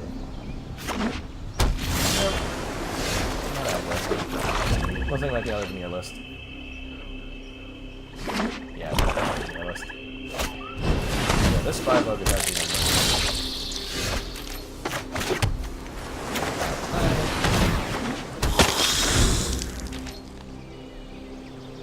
The Necrotic Wound may eventually get better. Yeah, they're a child of mine.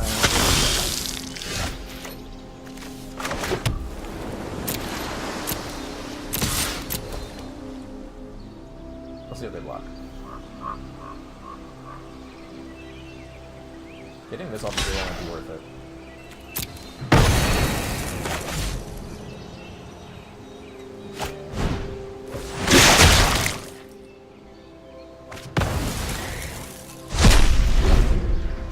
Playing off curve there might have been okay.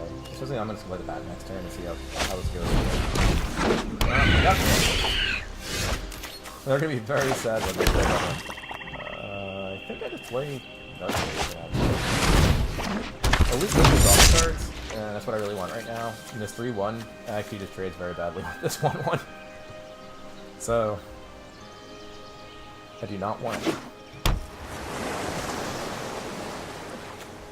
So Necrotic Wound may actually be good against their deck. It showed me so far 3 1-1s. Here. That's a fine choice. I mean, there's Pill for him. Can get better later. Sadly for them, I'm a handful of lands. They can take one card.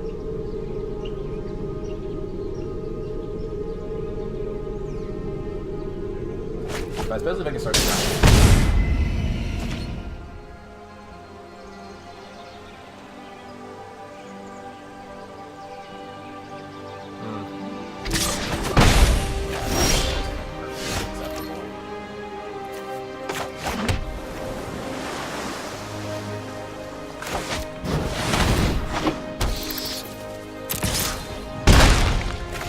Draco doesn't really work very well for me here. I'm trading for 1-1. I don't think I want to do that. If they want to waste their turn taken, so I'm perfectly accepting that. But then I'm walking themselves to take this. It doesn't necessarily take 5 and crack that.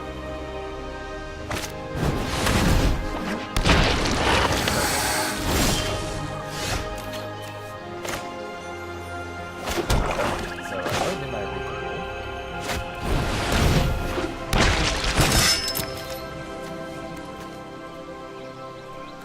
With the bat. They're gonna trade.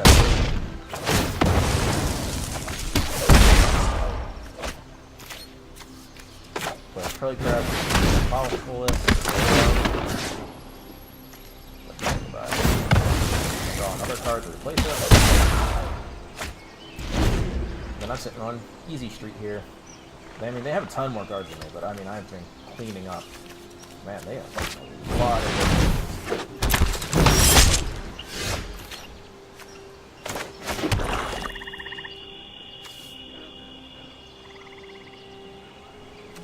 I think I'm going to attack with this Midnight. I'm going to attack with that. I'm going to start drawing my distance again.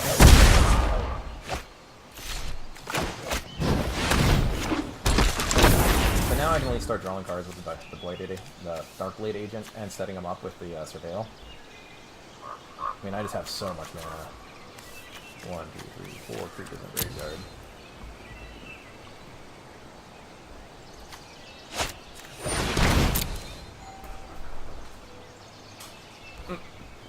Gotta go real quick.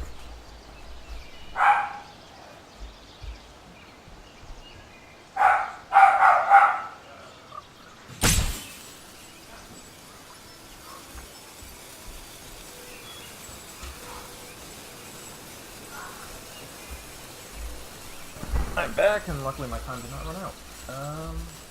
I think I'll look from somebody else. Does not put any pressure on the board.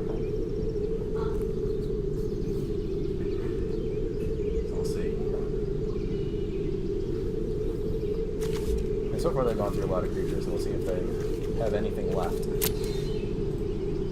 6 of them. Blue Black isn't known for aggro, so...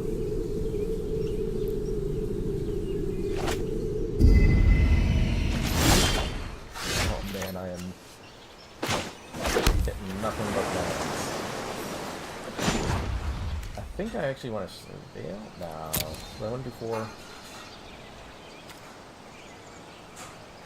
Maybe doing 4 is better here.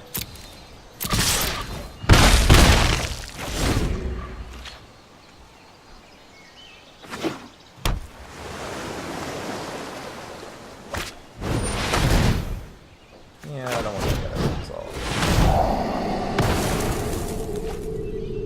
Fish Ring's good though.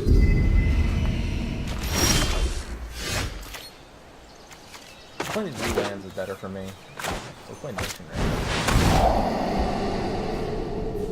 These might be interesting cards.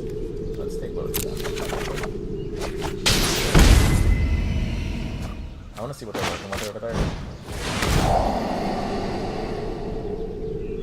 I take the Predator, because they have all these deadly visits, which are meaningless to me. This guy's a big boy, though. Let's take Predator. Let's look at on top.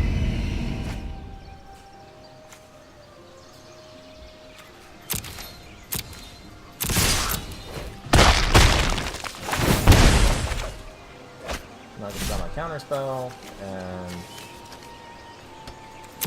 hopefully win in 2 turns. I'm gonna play that guy, I'm gonna get rid of him.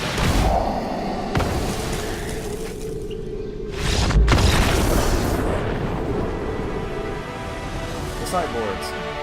So they look like they're heavy control. I might bring in the Gorgon again. Although, they have a lot of X1s, so... did I? I saw a few, so I'm going to bring in one of these and take out a Child's Knight. They actually had a lot of high cost cards, so maybe Vicious Rumors is good. I'll bring in like that. I'm playing a lot of deadly visits, which aren't very good against going 2 cost, 3 cost, and 1 cost cards, so I'll keep those in my deck. Maybe I should have brought in the other Gorgon then. I don't know, we'll find out. I'm up 1 game. We'll see if we can go for the 6-0. If I do, I almost get another free draft.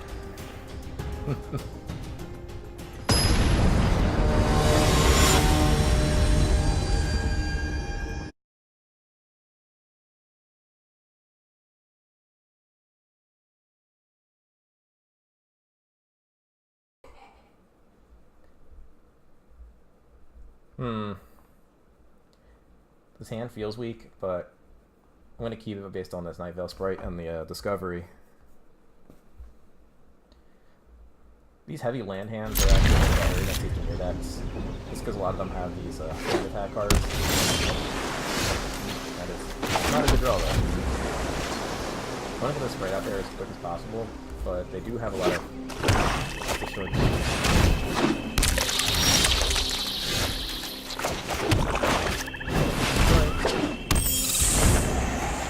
Next turn, I think we'll get a Notion Ring. Unless I just draw or Disinformation Campaign. I'm just slamming those all day. I think I actually want to erase it if they're up too. If they want to counter this.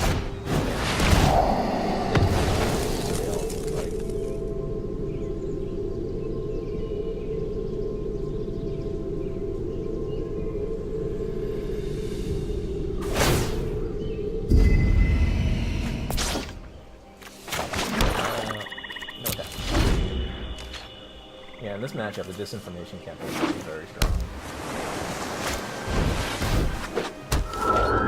Just if I can get them empty-handed. It's okay, I'm gonna play that.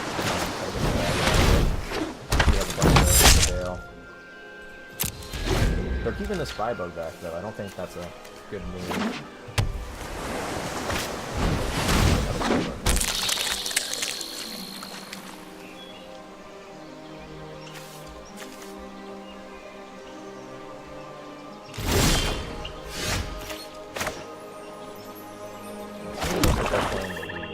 Play this Discovery.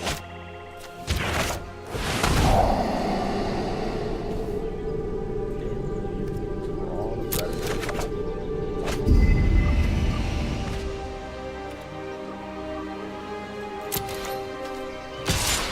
The Blade. If they want to trade it, I can keep 2 of their creatures.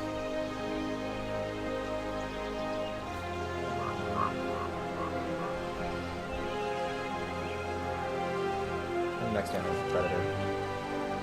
Which feels pretty hard to do.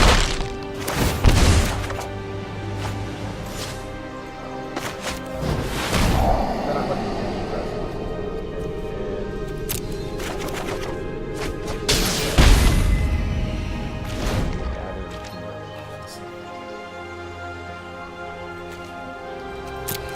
So far, have yet to draw a disinformation thing. Yeah, I'm definitely going to slam this Predator now.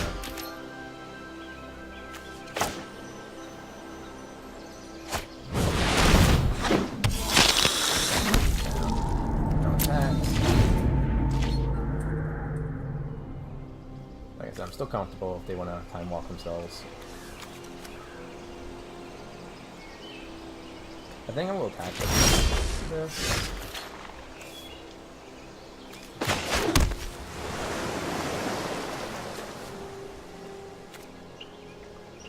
Well, I'm not very comfortable trading both of these, so let's play the bat.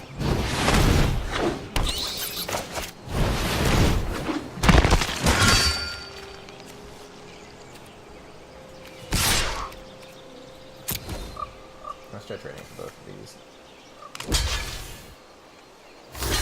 Yeah.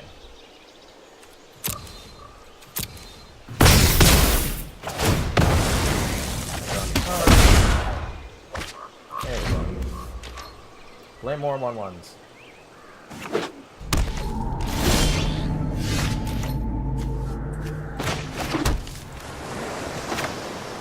Oh no, it kills my bat.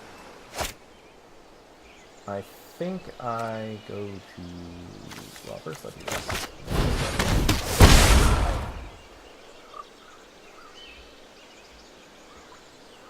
Yeah, I really want them to start discarding. They probably have Deadly Visits in their hand. Whisper Agent.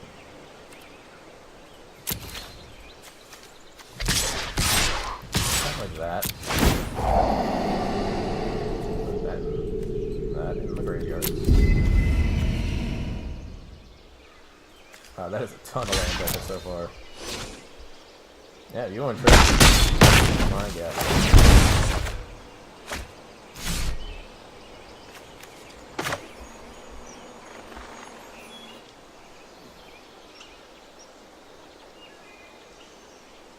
I think I'm okay trading. Yeah, it looks like this information campaign.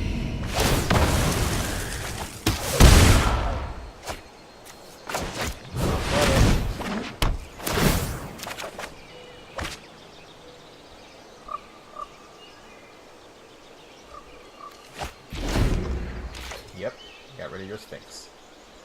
Definitely doesn't my so it's kind of like card disadvantage. Especially since I'm just going to pick up my disinformation campaign. So whatever's in their hand, they're going to lose. And this just draws me infinite cards. Yep.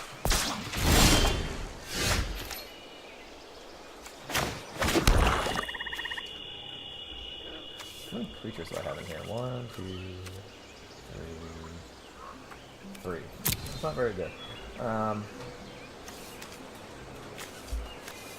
think play. I'll do it after combat.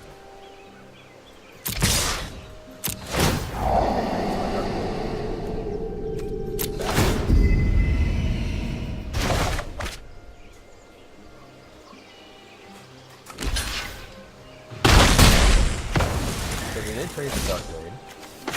I'm gonna play this out here. Make them discard their Child of Night.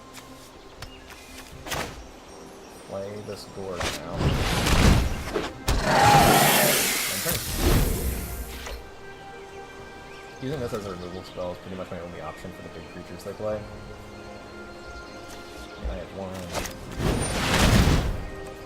No, they're killing the sprite. They should have done that before.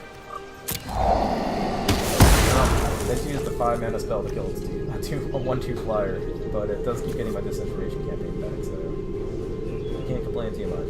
Now they're going to kind of set up their draws, but yeah, I don't actually like their deck very much.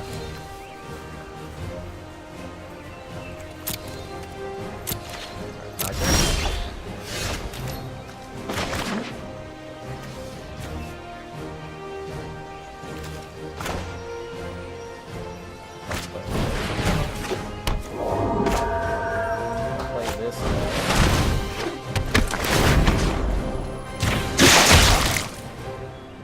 +3.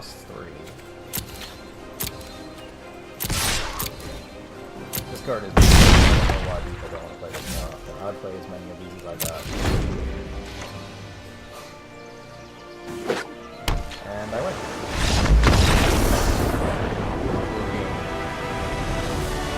Alright, I leveled up.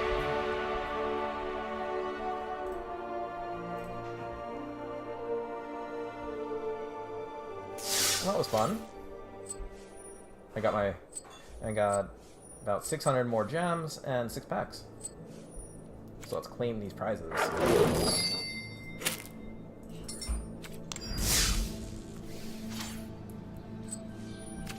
Need token mode right now. See if I get anything good.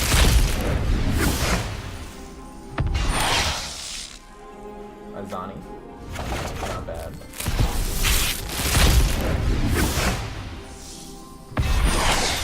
Like, holy cow. More than we saw in standard build. I do like citywide bus.